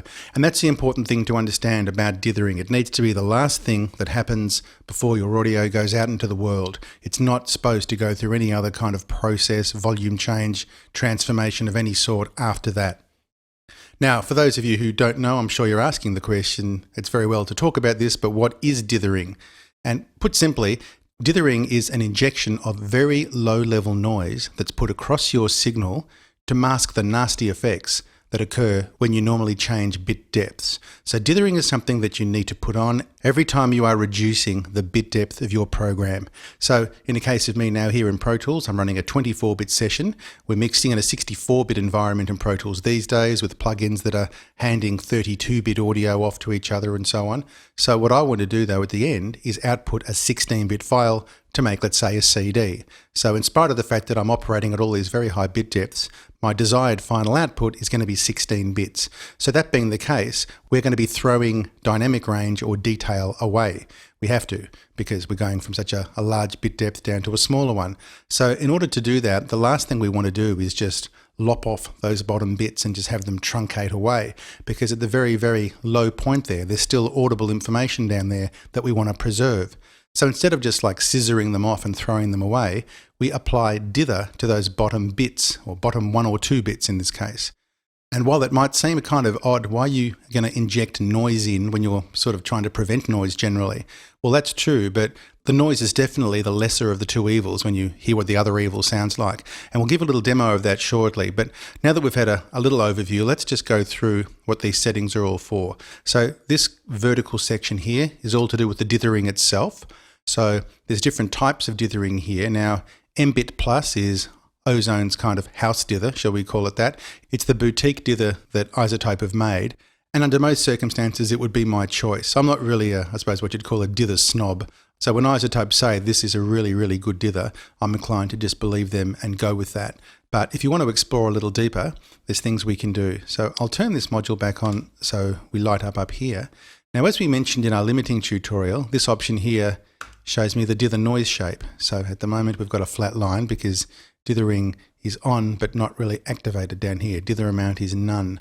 So I'll just put a bit of dither in. I'll turn that up, low. Okay, that's normal. Now, at the moment we're at 24 bits here, so no dithering is being applied. As soon as we say we want to come down to 16 bits, which is what we would be doing if we were outputting a master for CD. There's 8, there's 16. And now let's apply some shaping here. Right, now, so as you can see, as I go through these noise shaping variants, this curve here is changing in shape. So dithering is the injection of the noise, and noise shaping is a special process that takes that noise and tries to force it into an area where the ear is less sensitive, so we won't actually notice it as much. So it's an interesting phenomenon. We're trying to inject noise and then we're trying to kind of move it out of the way so it doesn't bother us too much. Now understand, this noise I'm talking about is happening down very, very, very low. And in order for us to listen to it soon, we're going to have to do some radical moves. So this audio is very, very low at the bottom end of the audio spectrum. It's the two kind of most insignificant bits in our 16-bit word. It's right down the bottom. So in loud pop music, we're not even getting down to that area. We're not going to hear it. Perhaps on a reverb fade out or on a tail at the end of a song, we could be getting down there if we've got things turned up really loud. So don't get concerned that we're dealing with something that's right in your face. It's all very subtle. So this is where we choose the dithering algorithm. So as I said, we've got iZotope's mbit plus there. Then we've got another one called type 1. Another one called type 2. Now we're not going to go into great detail as to the differences between these. It gets very scientific and it's quite academic on some levels, but we can still blow things up and hear the differences for ourselves. So I'm going to leave it on mbit there. Let's put this back to the noise shaping of none. So as we've discussed, different levels of noise shaping. The bit depth is the resolution that we want our output file to be at. Now just keep in mind that's not going to change what comes out of, in my case, Pro Tools today. The bit depth of the file that comes out of Pro Tools boils down to what I set in my bounce options or when I'm outputting my file myself. So all this will do is produce a 16-bit master, but that master could still be inside a 24 or 32-bit file depending on what I do. So at some stage you have to create that final 16-bit file yourself. Now you might do it in one take from bouncing out of Pro Tools or Logic or whatever you're using, or you may have to take your 24-bit master and turn it into a 16-bit master with no further dithering. That's the other thing you have to be careful of. Once you've applied the dither once, do not apply it again via some other program. That final master needs to be treated as the absolute final master. So moving further down, that was the bit depth, and here we've got the dither amount, and this is how much of that noise we're going to inject. Down here, a couple of other options in relation to the dither. Auto blanking is sort of like a noise gate in that if there's no program running for about 0.7 seconds, the dither itself will be turned off. So it's only going to function when there's program there for it to work with. Under here, limit peaks. These two last options are getting a little bit too esoteric even for me, I think.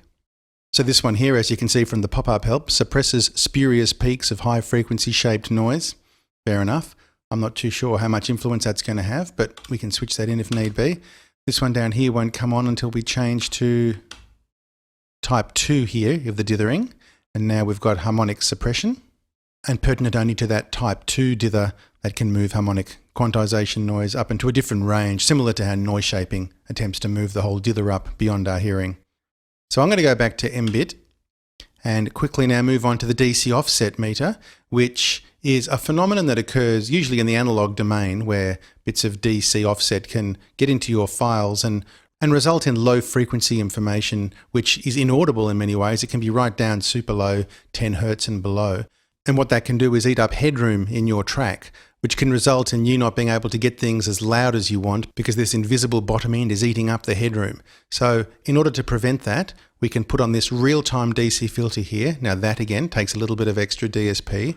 So where are we there? We're about fluctuating 1920. If I turn on the real-time DC filter, it only creeps up a tiny bit. Okay, that's fine. So now when I play, we can see this meter moving here, but we can be comfortable in the fact that the DC is being filtered out and things are being reset. So we can see the movement there, but that's fine. Now more fun is this little gadget here, which is a bit meter. And this is a clever little thing that shows us the movement of the bits in our stream here. So we can measure at any time the number of bits that are being activated, even if we can't actually hear any difference. So right now we can see 16 is flashing here. And when I play, everything is happening above that. So it says to us, we're hearing 16 bits of audio at the moment. So we must be dithering down to a 16-bit, and there it is right there. So if I go back to 24, we can now see that when I play, we're getting dancing all over the entire spectrum. Now, for a technical reason, we're not going to see anything on the very, very top one. And the reason for that is beyond my understanding, but apparently it's been put in there just for the sake of completeness. But the actual top bit we need to worry about is the second top one here. So that's the most significant bit. That's what MSB stands for. Down the other end is least significant bit. So right now we have some dithering on, so we can see a little bit of noise happening down here. Now, just these 4 columns to understand what they are. The 2 inside ones are the left and right kind of peak metering, so to speak. They're showing us what's going on and off immediately. And the left and the right outside ones are kind of like peak hold. They're the ones that are holding information of things that have happened recently. But don't think of them as peak meters the same way we look at these meters over here. They're not showing volume up and down like these guys are. What they're doing is showing which bits are being switched on and off in our program, and it's a different way of thinking about it. But it's not something we have to concern ourselves with unless it's showing us things that we don't expect. Like for instance, if the 12th bit here wasn't lighting up. So we can see action on every single one here. If, for example, one of them was not lighting up for some reason, that could be pointing to a problem with a plugin or an A to D converter or something in your chain may have messed up. But ordinarily, as long as the number of bits you're seeing corresponds to what's getting fed in there, things should be fine. So right now, because we've got some dither going on, and we'll bring it back to 16-bit, we can see these bits being activated there. Now, just something about these other dithers, not the M-bit plus, but the next one here. This one has the option to have number of bits. So this is saying only 1 bit, the very bottom one, the least significant bit of the 16, is going to be used for dither. I can choose to have 2 here, so the bottom 2 bits get used for dither as well. So with this algorithm, we have a choice of how many get used, and that's the same with the type 2. But I'll go back to my M-bit one. So now that we've had a little look at the dithering, the DC offset filter and the bit meter, let's have a listen to what the sound of all this actually is. Now the only way I'm going to be able to do that is to significantly limit what we're hearing. So what I'm going to do is pull this right down. So I'm pulling the input to the plugin crazy low, and I have to pull the output of the plugin crazy low as well. Now I'm going to be turning up this in post-production so you guys can hear what's going on, because it's going to be very, very quiet at this level, but I'll turn it up during the editing and you'll be able to hear exactly what's going on. So now if I play, let me just turn off everything for a start. So this is no dithering.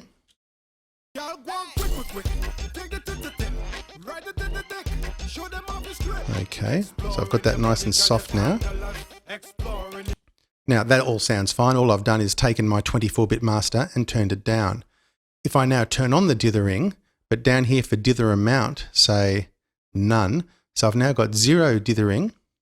So I've now got dithering on, but it's not doing anything because its amount is none. There's no noise shaping. And now I turn my whole program to 8-bit. So now I'm saying, give me an 8-bit output, but use no dithering. Let's hear what that sounds like. Now that, my friends, is the sound of quantization.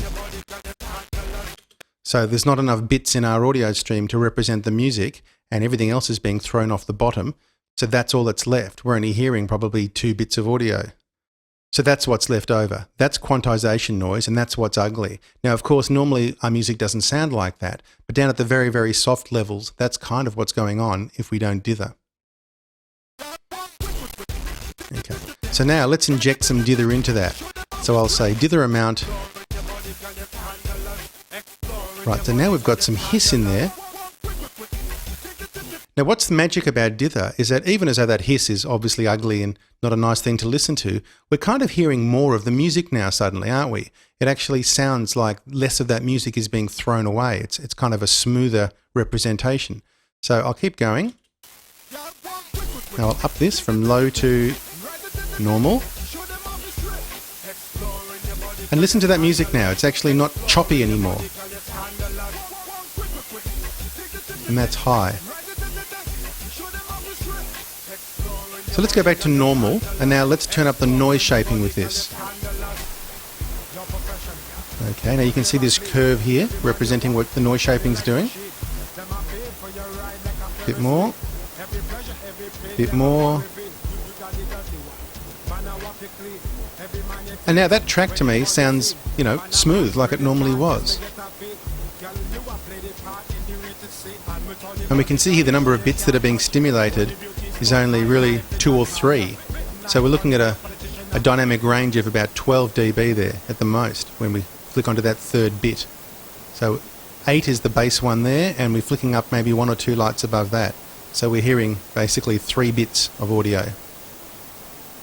So try again. Now I'll change the dithering type to a different one. Alright, so this one very noisy.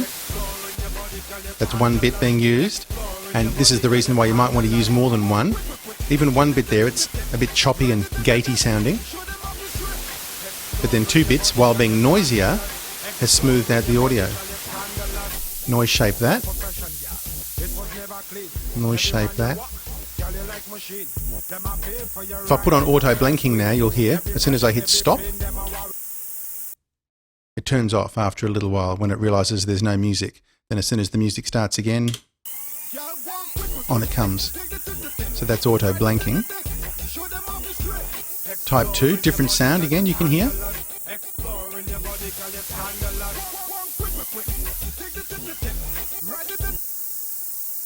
So suddenly dithering takes on a whole new importance when you're down at that level, which of course we generally never are. But in order to hear what goes on down there, we have to do the David Attenborough and blow things up like this. So under normal circumstances, all I recommend you do, put yourself back at a normal level and run this guy probably most of the time on the M bit and just take the defaults. So maybe light or moderate, let's say there, 16 bit is what we're normally outputting to, and a normal amount of dithering. And it's going to sound fine. And here we've got 16 bits going on, and we know we're healthy. DC filter on, just in case. And we're going to have a perfectly good master coming out of there. So that's the dithering submodule of the maximizer module. I hope you got something out of that, and I'll see you in the next movie.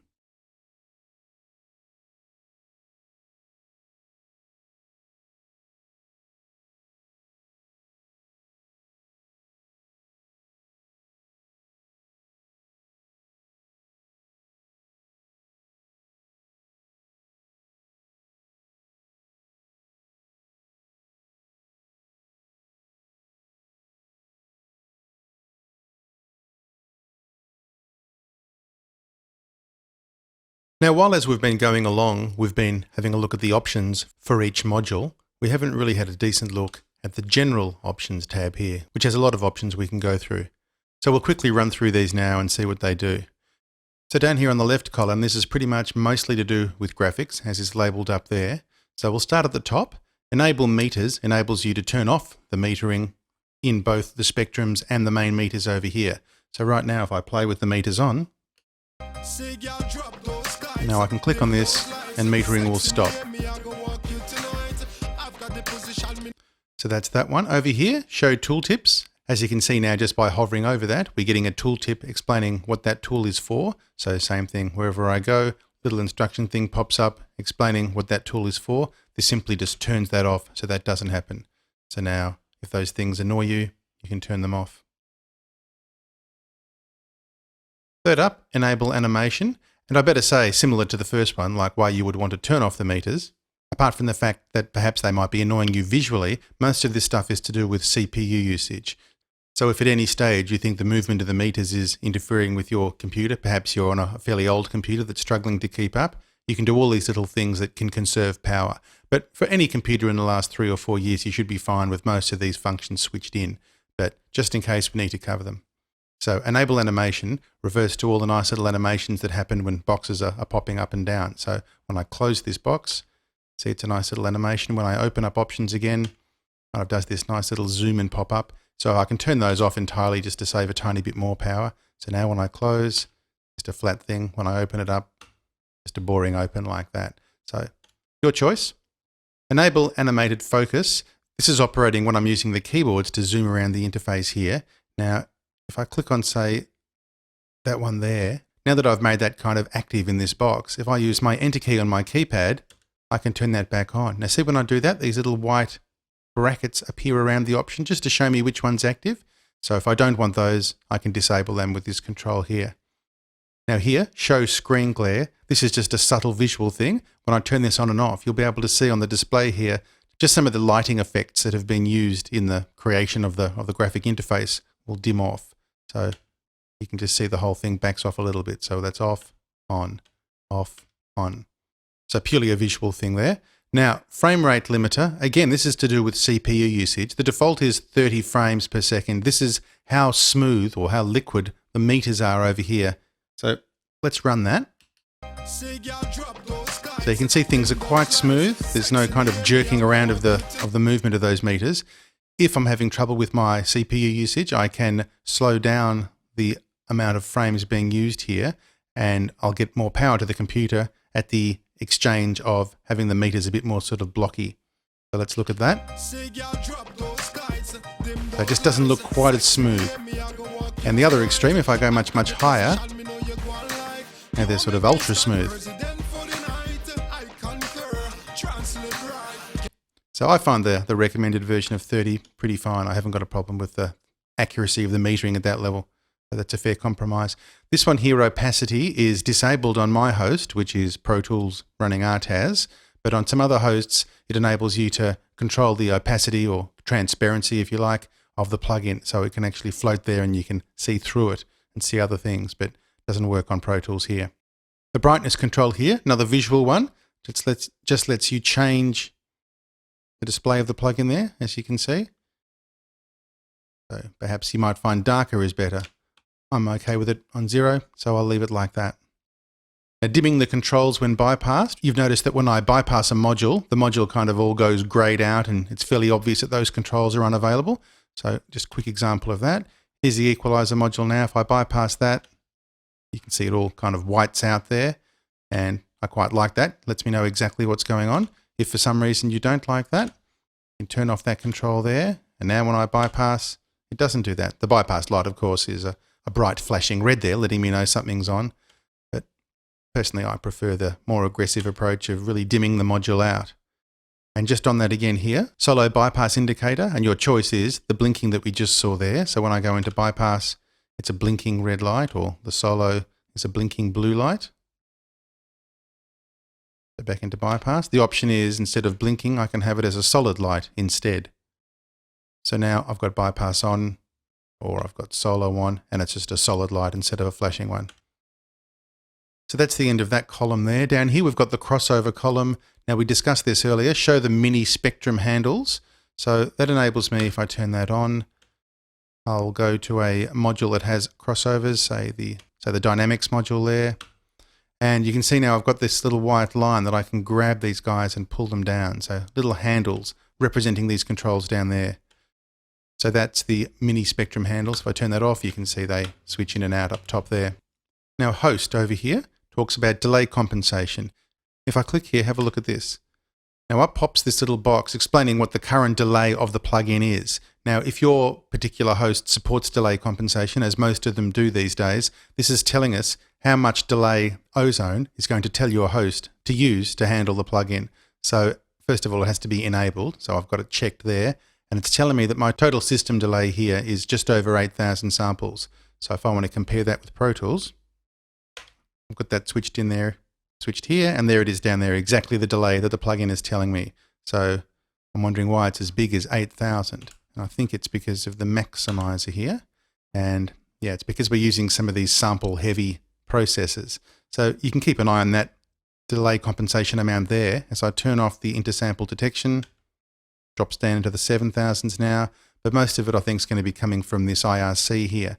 So if I switch to a different IRC, the previous IRC2 model drops right down to the 3000s, and this one here, the original IRC, drops right down to 1000. So you can see that these later algorithms really require more processing time to do their thing, but that's fine if it's all totally catered for inside your host. Over here we've got low latency RTAS processing, and that's only obviously relevant in an RTAS system such as Pro Tools, as this one is, and that just allows the system to lower the latency where possible in exchange for sucking out more processing power. So again, it's that standard challenge you've got. Lower latency equals higher CPU usage and vice versa. Now this view buffers option here lets us see the buffers that are being used by the system in relation to your system, just to compare and make sure everything's going okay. In Pro Tools, this is a fairly self-explanatory thing, and I'll clear what's there now and start it again, and it's going to do a little test there and immediately throw out a whole heap of numbers, which are all 1024, telling me that that's my Pro Tools buffer. If I go into my playback engine and check that, 1024 certainly is. So if I change that down to 256 now, let's wait for that to take for a second. Okay, I'll go to options again. I'll go to buffers. I will clear that out and now have another look, and a whole bunch of 256s pop up. This is not going to be a problem in Pro Tools generally because all that stuff's kind of looked after pretty well. So I'll go back to where I was. I'll go to 512. Meet you in the middle. Wait for that to take. Okay. Now over there, host sync, this is just going to bring up a list of information that Ozone has gained from the host, in this case Pro Tools. So these are all the things that it's got out of Pro Tools. It's more of a diagnostic thing, really. Haven't got a problem with any of that. Out we go. Now over here we've got the history depth. So history, I suppose in some programs you would call this the undo buffer. So the amount of undos you've got, 100 there, but that's switchable between 500, unlimited. So unlimited obviously is based on your RAM, but I prefer to keep that more in check. So 100 is fine for me. Keyboard support refers to certain functions that we can do with the keyboard to get around the interface. So if I bump this up to say full keyboard support, now as I was showing before, I can click on that, but I can now use my enter key on my keypad to click on that. I can now tab through things with the tab key, maybe go up and down with the up and down arrows there to move options, that kind of thing. So just enables keyboard support around the GUI if that's what you want to do. I'll leave it on the default minimal, which is fine by me. Over here, solo the side channels in mono. If you recall back in our MS tutorial, this was the option that allowed us to, when listening to the side channels in MS, which normally sounds horrible and totally out of phase, this is just an option for us to monitor that in mono when we're soloing and having a listen. So it's purely just a monitoring thing when we're soloing, whether we want to have it in a coherent mono or this very wide out of phased sound, which can be annoying to listen to. Now over here, this is all just to do with the authorization. At the moment, I'm using Ozone 5, but from the next movie onwards, we're going to move to Ozone 5 Advanced. So over here, when you first get the program and you're not authorized, you can choose which one of those two you want to demo. So that's irrelevant for me now because I'm authorized with Ozone 5. This is the standard online update thing we're getting in lots of programs now. So it'll check each week for an update, or I can force a check now. So currently we're on 5.02. I can check now and nope, no updates available, it says. I'm on the latest version. And then down here we can either remove the existing authorization, say if we're moving to another computer, or more information which will open a help file just to do with authorizing and making sure we know what we're doing, giving us a bit more info there. So that's the end of the general options, and I'll see you in the next movie when we move on to some of the more advanced functions that are in Ozone 5 Advanced. Welcome back, and now we've moved on to the advanced version of Ozone. And initially, the only way of knowing you're on the advanced version is to see it written there in big letters. But also many of the modules have been upgraded and enhanced with more features, which we're going to go through soon. But first, let's have a look at the marquee features of the advanced version. These are the big features that sell it. Now, a very easy one to show quickly is that as well as the main Ozone plugin you can see in front of you now, which includes everything that Ozone does, the individual components have also been broken off into standalone plugins. So for instance, I'll just grab on any track here, go into my plugin list, and for instance, the EQ now, in there is the normal iZotope Ozone 5 you can see there, but directly underneath that, iZotope 5 equalizer. So it's just the equalizer module. If I pull that up now, you can see just the equalizer module without any of the other fat on there. So this allows us to use the great Ozone plugins as standalone modules in our mixes or even in mastering, where we could string them together as individual plugins if we so chose. So just a quick look at some of the other ones. We head into Dynamics. There's the full Ozone there, but we've also got the Dynamics module standalone and the Maximizer standalone. So multi-band dynamics. So everything that we showed before, but just the module on its own. So we'll get out of there. I'll go and find my main Ozone again, which is down here. So that's the individual plugins. Not much more we need to say about that. The next major feature of Ozone is this thing called the meter bridge. Now we've already seen a whole host of metering options in Ozone, such as the main meters here, and in the stereo imaging module, we saw a bunch of phase-based meters here that gave us information of what's going on. Well, prepare to be dazzled. That stuff's small town compared to this. So if I click on Meter Bridge now, up comes this large window with 4 individual meters in it. Now I'll just play some music through. This is a mix that I've just thrown together from material I found on my drive. So don't judge too harshly.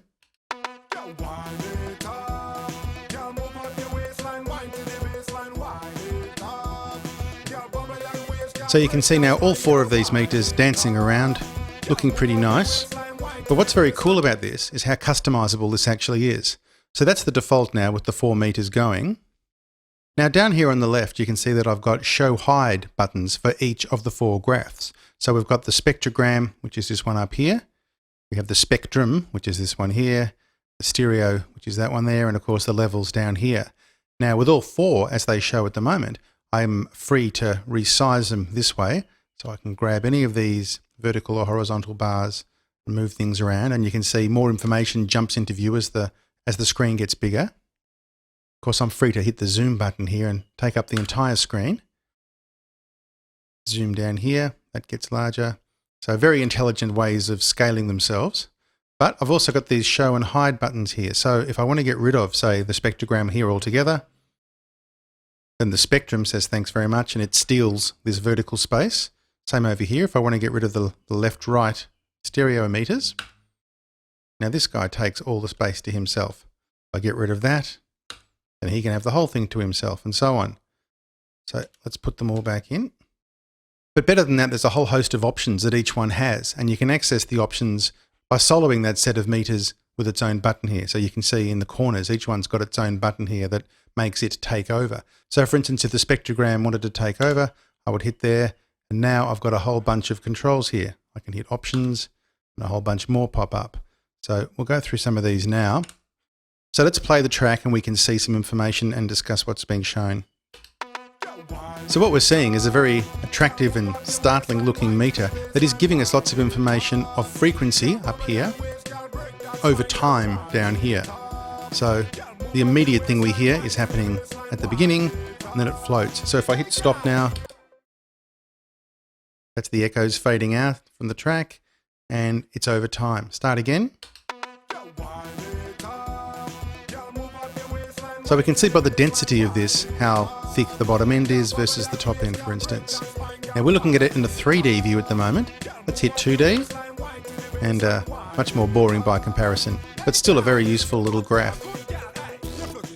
So we'll go back to 3D. Now we can orient the 3D any way we like. So front high is what we're looking at now. It's front low.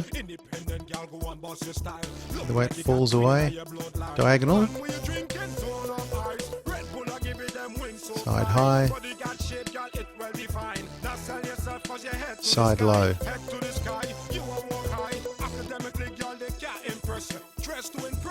Stop there.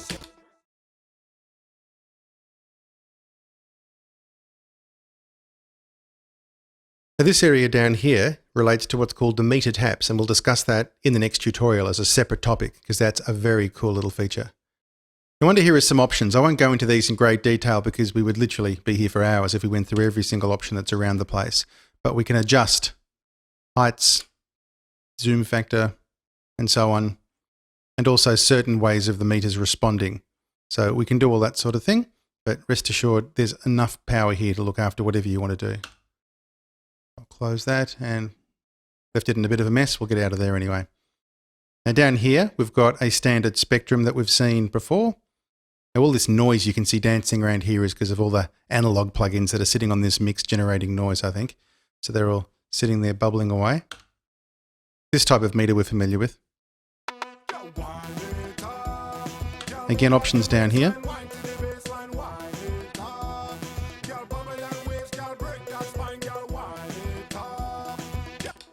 Okay, out of there. Now these are similar to the ones that we saw already in the stereo imager module, but obviously a larger version. But again, options down here. So again, the polar L and the polar S that we saw before, and the Lysages. Now this one down here is probably the most exciting one in terms of new information being brought to the table, because this is more than just your standard meter, and iZotope have been really cool here in developing a very powerful loudness meter here. Loudness is a very big topic at the moment because of obviously the ongoing loudness wars with CDs, but even the phenomenon that television people have been angry at for years and years, where you might be watching a movie and suddenly the ads cut in and the ads are blaringly loud, and yet everybody is still sitting under digital zero. So there was this stupid argument that because technically you weren't exceeding peaks, everyone was at the same volume, when of course we all know that loudness is much, much more than peaks, and in fact it's not really peaks at all. So all these systems have been developed now to measure loudness throughout Europe and the US, but as usual there's all these different standards and various broadcasters adhere to different ones and so on. So the meter here is very powerful in that you can measure loudness from here. That's one of the standards there, but if that's not the one we want, we can come into here and choose different standards, and there's no point going through all these. They're all based on the same type of concept, but they all have different thresholds and weightings and so on.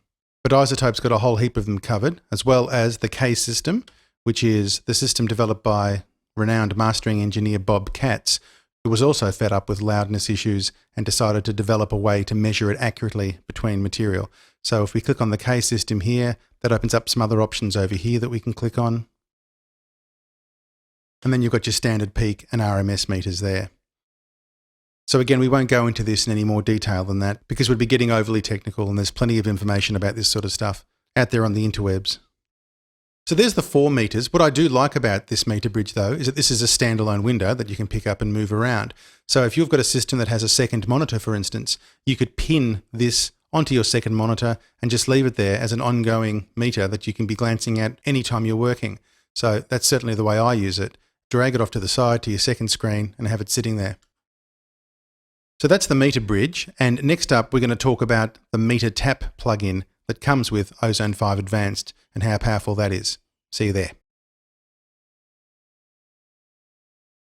So now that we've had a look at the meter bridge, we're now going to look at a cool feature that lives within one of the meters in the meter bridge, and that's the meter taps.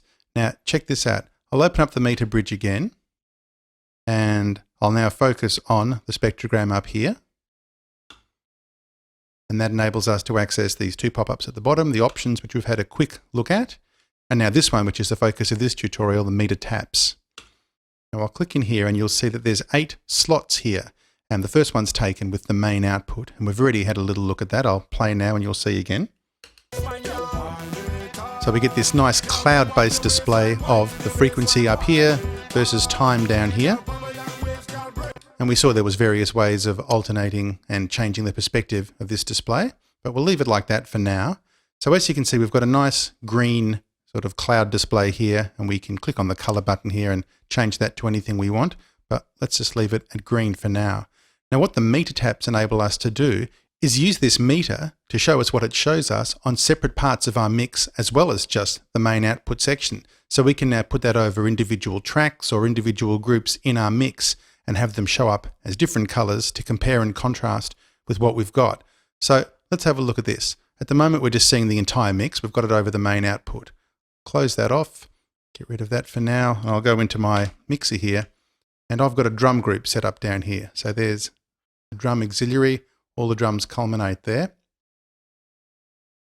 So I'll go to multi-channel here, other iZotope meter tap. So this is a separate plugin which gets installed with the Ozone 5 Advanced package. So at the moment it's defaulted to this thing saying meter tap 4. It's only because I've been playing with it a little bit before this, so up to number 4. I'll click on that, change its name to drums.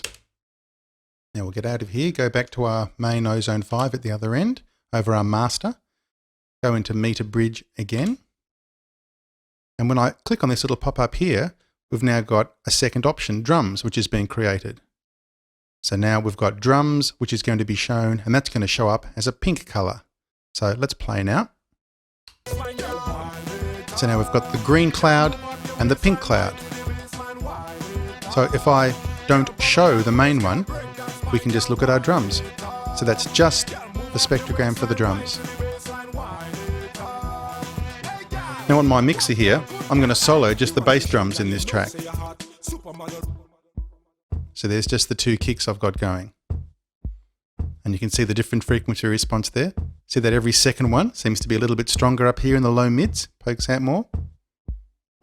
So one of them's playing 4 on the floor, the other one's only playing on the 2 and the 4. And you can see the difference there. Or a couple of snares. So you can see where the focus of the frequency content is for that as well. Put the main mix back in down here. Now I'll turn off the pink ones, or the purple ones, and you can see now where the kicks are. You can see every beat, this kick down the bottom there. There's one travelling away. So eventually you get used to being able to read this and you can make judgment calls on what's going on in your mix from what you see. So let's take this a little step further. I'll close that off again, get rid of that.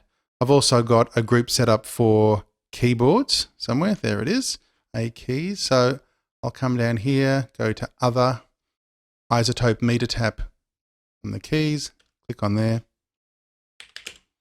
type keys. I've also got another one down here over the entire vocal mix. So again there, iZotope meter tap. Okay, vocals. So now we can open our main master plugin again. We go to meter bridge.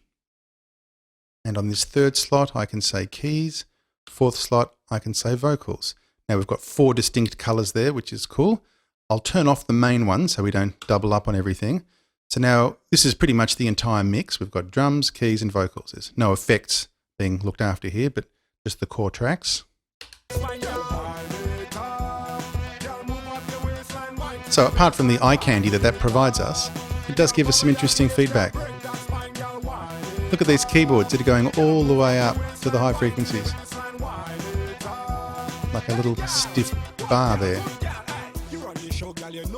So now that enables us to turn things off. We can just examine the keys there. Just look at the vocals. And it's interesting to see how much space your vocals take up, isn't it? That's just vocals.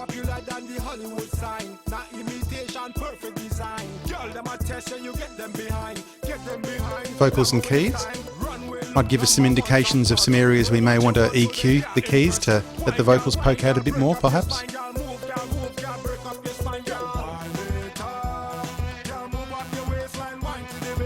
Okay, let's stop for a second. I'll put those 3 back in. Now this little focus area here enables us to maintain the color for a specific tap in this case, and the other 2 go into a kind of a grey, black and whitey sort of look, so the colored one stands out more. So let's have a look at that. At the moment we've got 3 going, as you can see. If I want to just focus on the drums, I can click there, and so our pink stands out, but the others go to a grey color. And same on the others. Unfocus that, here we go. And that one.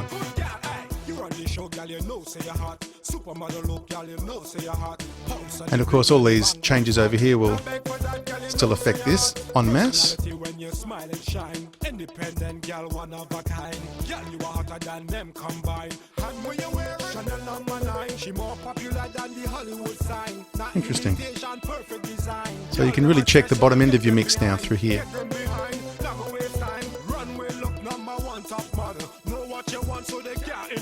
And then anytime we want, we can freeze just to examine a beat. On a downbeat there, so we can see our kick poking up. So that's a pretty cool feature. And that's called meter taps in Ozone 5 Advanced. And I'll see you in the next movie. And now we're going to run through all the small features that are exclusive to the advanced edition of Ozone compared to the basic version. So we'll start with the EQ here, and as well as the analog and digital modes that we have in the plain version of Ozone. Inside digital here now, there's a little pop-up, and we can choose between surgical mode being on or off. Now, surgical mode allows the equalizer to be incredibly accurate and make very, very precise cuts and boosts. And if I switch it on and off now, you can see the shape of the curve here changes a little bit, but that only tells some of the story. The other options here are for minimum phase, linear phase, and mixed phase. Now, minimum phase is more of a response similar to how an analog EQ would work. Linear phase is exclusively available only on digital equalizers because it relies on there being a delay in the machine, so you can't do that in the analog domain. And that's where certain frequencies in the EQ are held back, so the group delay of the entire unit is equal. So that creates a linear phase response, which is particularly accurate and useful for certain things. Other times you might want an analog response for a certain familiar sound. Now the other option here is to have a mixed phase response. If I click that on now, you can see this little section down here lights up. So on and off. And that allows us on a band by band basis to alter the phase of each band. So at the moment you're defaulting to 0, but I can go to -1 or up to +1. And that allows me to alter the phase response on a per band basis, which is quite a powerful feature, not one I've actually seen before on other EQs. So that's the EQ. We'll move on now to the reverb. Now, most notable here in the reverb is that you've got 3 more styles. So previously we had room, plate and hall. Now we've got the theatre, cathedral and arena modes thrown in there as well. So these are the convolution impulses that we discussed at the time. We've also got now an early reflections mode here, which allows us to decrease the amount of early reflections in the mix. Just another way of tailoring the response of the reverb to control our perception of depth at the front of the reverb before the actual tails, which are handled by the decay controls. Also down here on the advanced version is the cross-mix control, and that blends the response of the left and the right channels into each other by a percentage that we can set here to create a more blended sort of reverb as opposed to a more discrete one. Next up, the harmonic exciter. And down here, there's now extra models available in our rack of excitement templates. So now we've got the triode and the dual triode models as well. And these are based on the 12AX7 tubes. The triode model using half of the tube and the dual triode model using the entire tube to run its distortion. Moving up to dynamics now. And I'll get out of this show all view that I'm in at the moment and go back to a specific channel there. And if we move over here to this area there, we can see we've got now a thing called the detection filter. And if I click there, this is showing how the side chain in the compressor detects the sound. So this is not to do with multi-band and having your signal broken up into 2, 3 or 4 bands. This is showing us what parts of our signal are going to make the compressor react. So let's just dumb this down to a single band compressor. So I'll open up the dynamics options and go to a single band unit there, or a single band dynamics module, I should say, not compressor necessarily, because we've got a limiter and a gate in there as well. So at the moment, the filter says none, which means that it's going to respond to all input equally. So if, for instance, you've got a massive bass drum in your track, it's going to respond to that and push the entire track down, perhaps not to your liking. So you can change the filter to a high pass filter there now. So now if I grab this and bring it down like that, you can see the bottom end is rolling off. Now this has nothing to do with EQing the signal, as I said. This is just telling us what the plugin is going to respond to in the music that you've got there. So if I've got a track now with a massive bass drum going over the top, the plugin is not going to respond to that because I've got it rolling off at around 370 here and then rolling down. So that bass drum down here is going to be hitting, and the dynamics are not going to jump to that. They're going to be listening to what's going on up here in this area in that sense. So there's my break-off point, 370, and at the moment it's got a slope of 6 decibels per octave.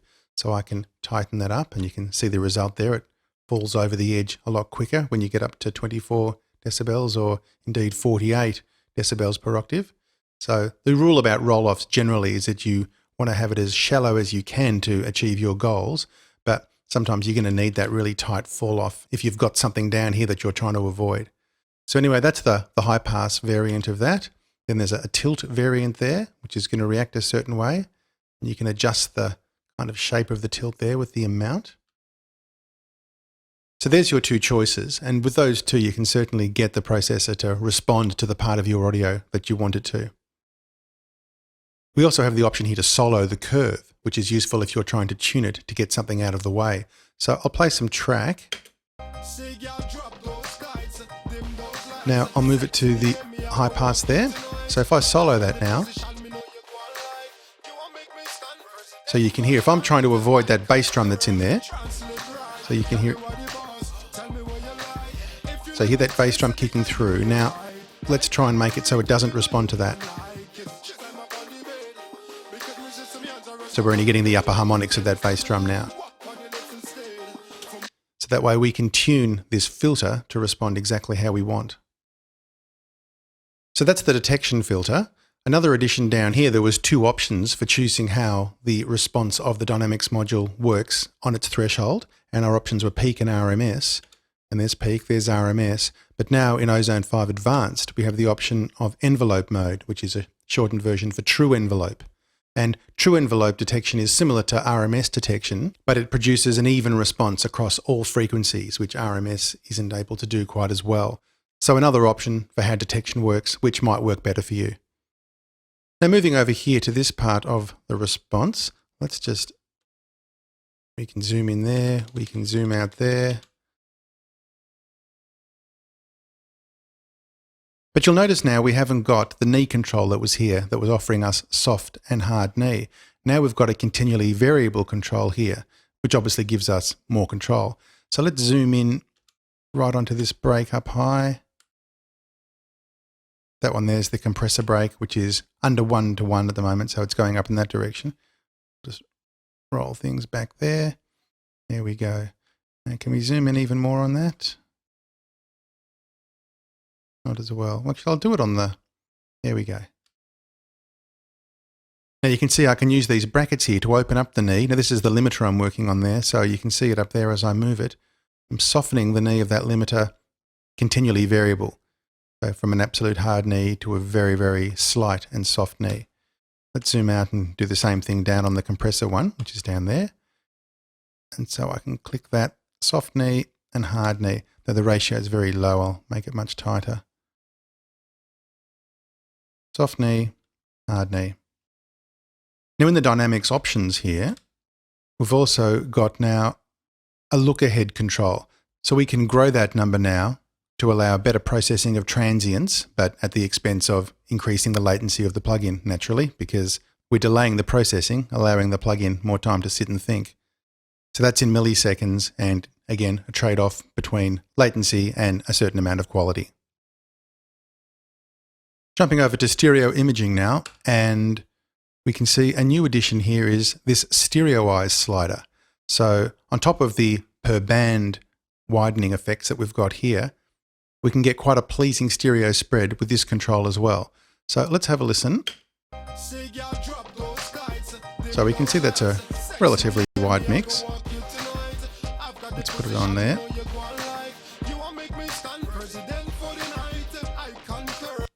Let's switch over to that and maybe to that. There we go. Now, if I turn the stereoizer on, get yourself in the middle of your speakers or headphones if you've got them on, obviously, and let's widen. So you can hear it jump out and you can clearly see it on the meter there. That's bringing it in, throwing it right out there. So So that's the default position, 7.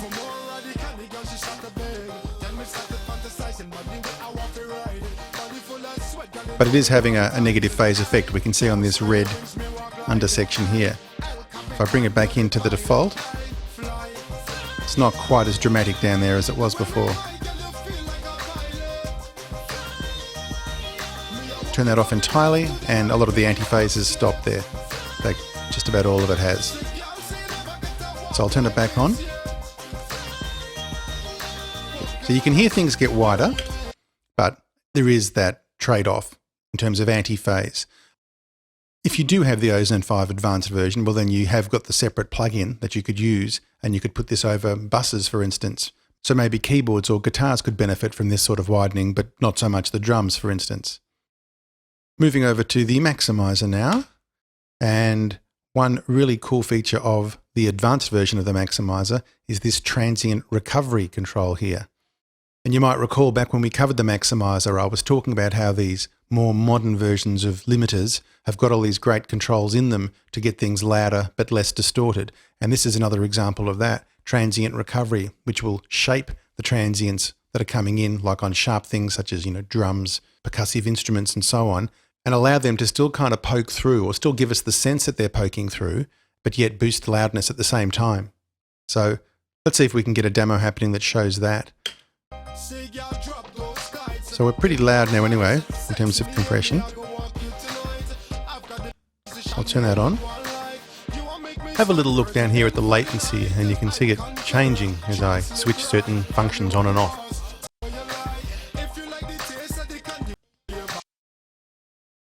And it's moving around as we go, so look at that. That's off, that's on. Now, let's push it.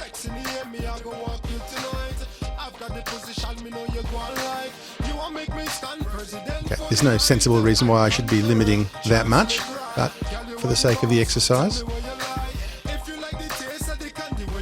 Listen to the kick drum and maybe those hand claps.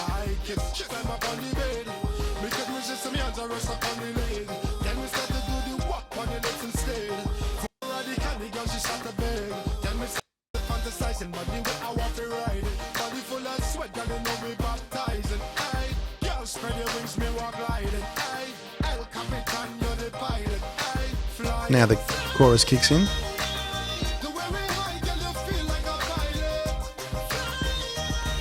It's quite subtle on this particular track, but I have heard it to great effect on some other material. So again, like all the stuff in here, depends on your material, but a cool feature to have. So now we've got these controls mixed with all these different modes. So the transient recovery works with all 3 IRCs. Doesn't work in the hard and soft modes here for reasons we discussed back in the maximizer tutorial, but all these variations we've got now, particularly 2 and 3, which sound excellent with their strong clipping modes, if that's the sort of hard and fast sound that you're going for with modern pop music. Otherwise, you can make them very gentle if you're doing music that requires a much softer touch. So aside from the meter bridge that of course we have discussed, the meter taps function within the meter bridge, and the ability to have all these modules operate as standalone plugins, we've just run through all the little subtle advantages of Ozone 5 Advanced over the basic version. So that will see us out. I hope you got something positive out of this tutorial, and I'll see you all next time. Bye.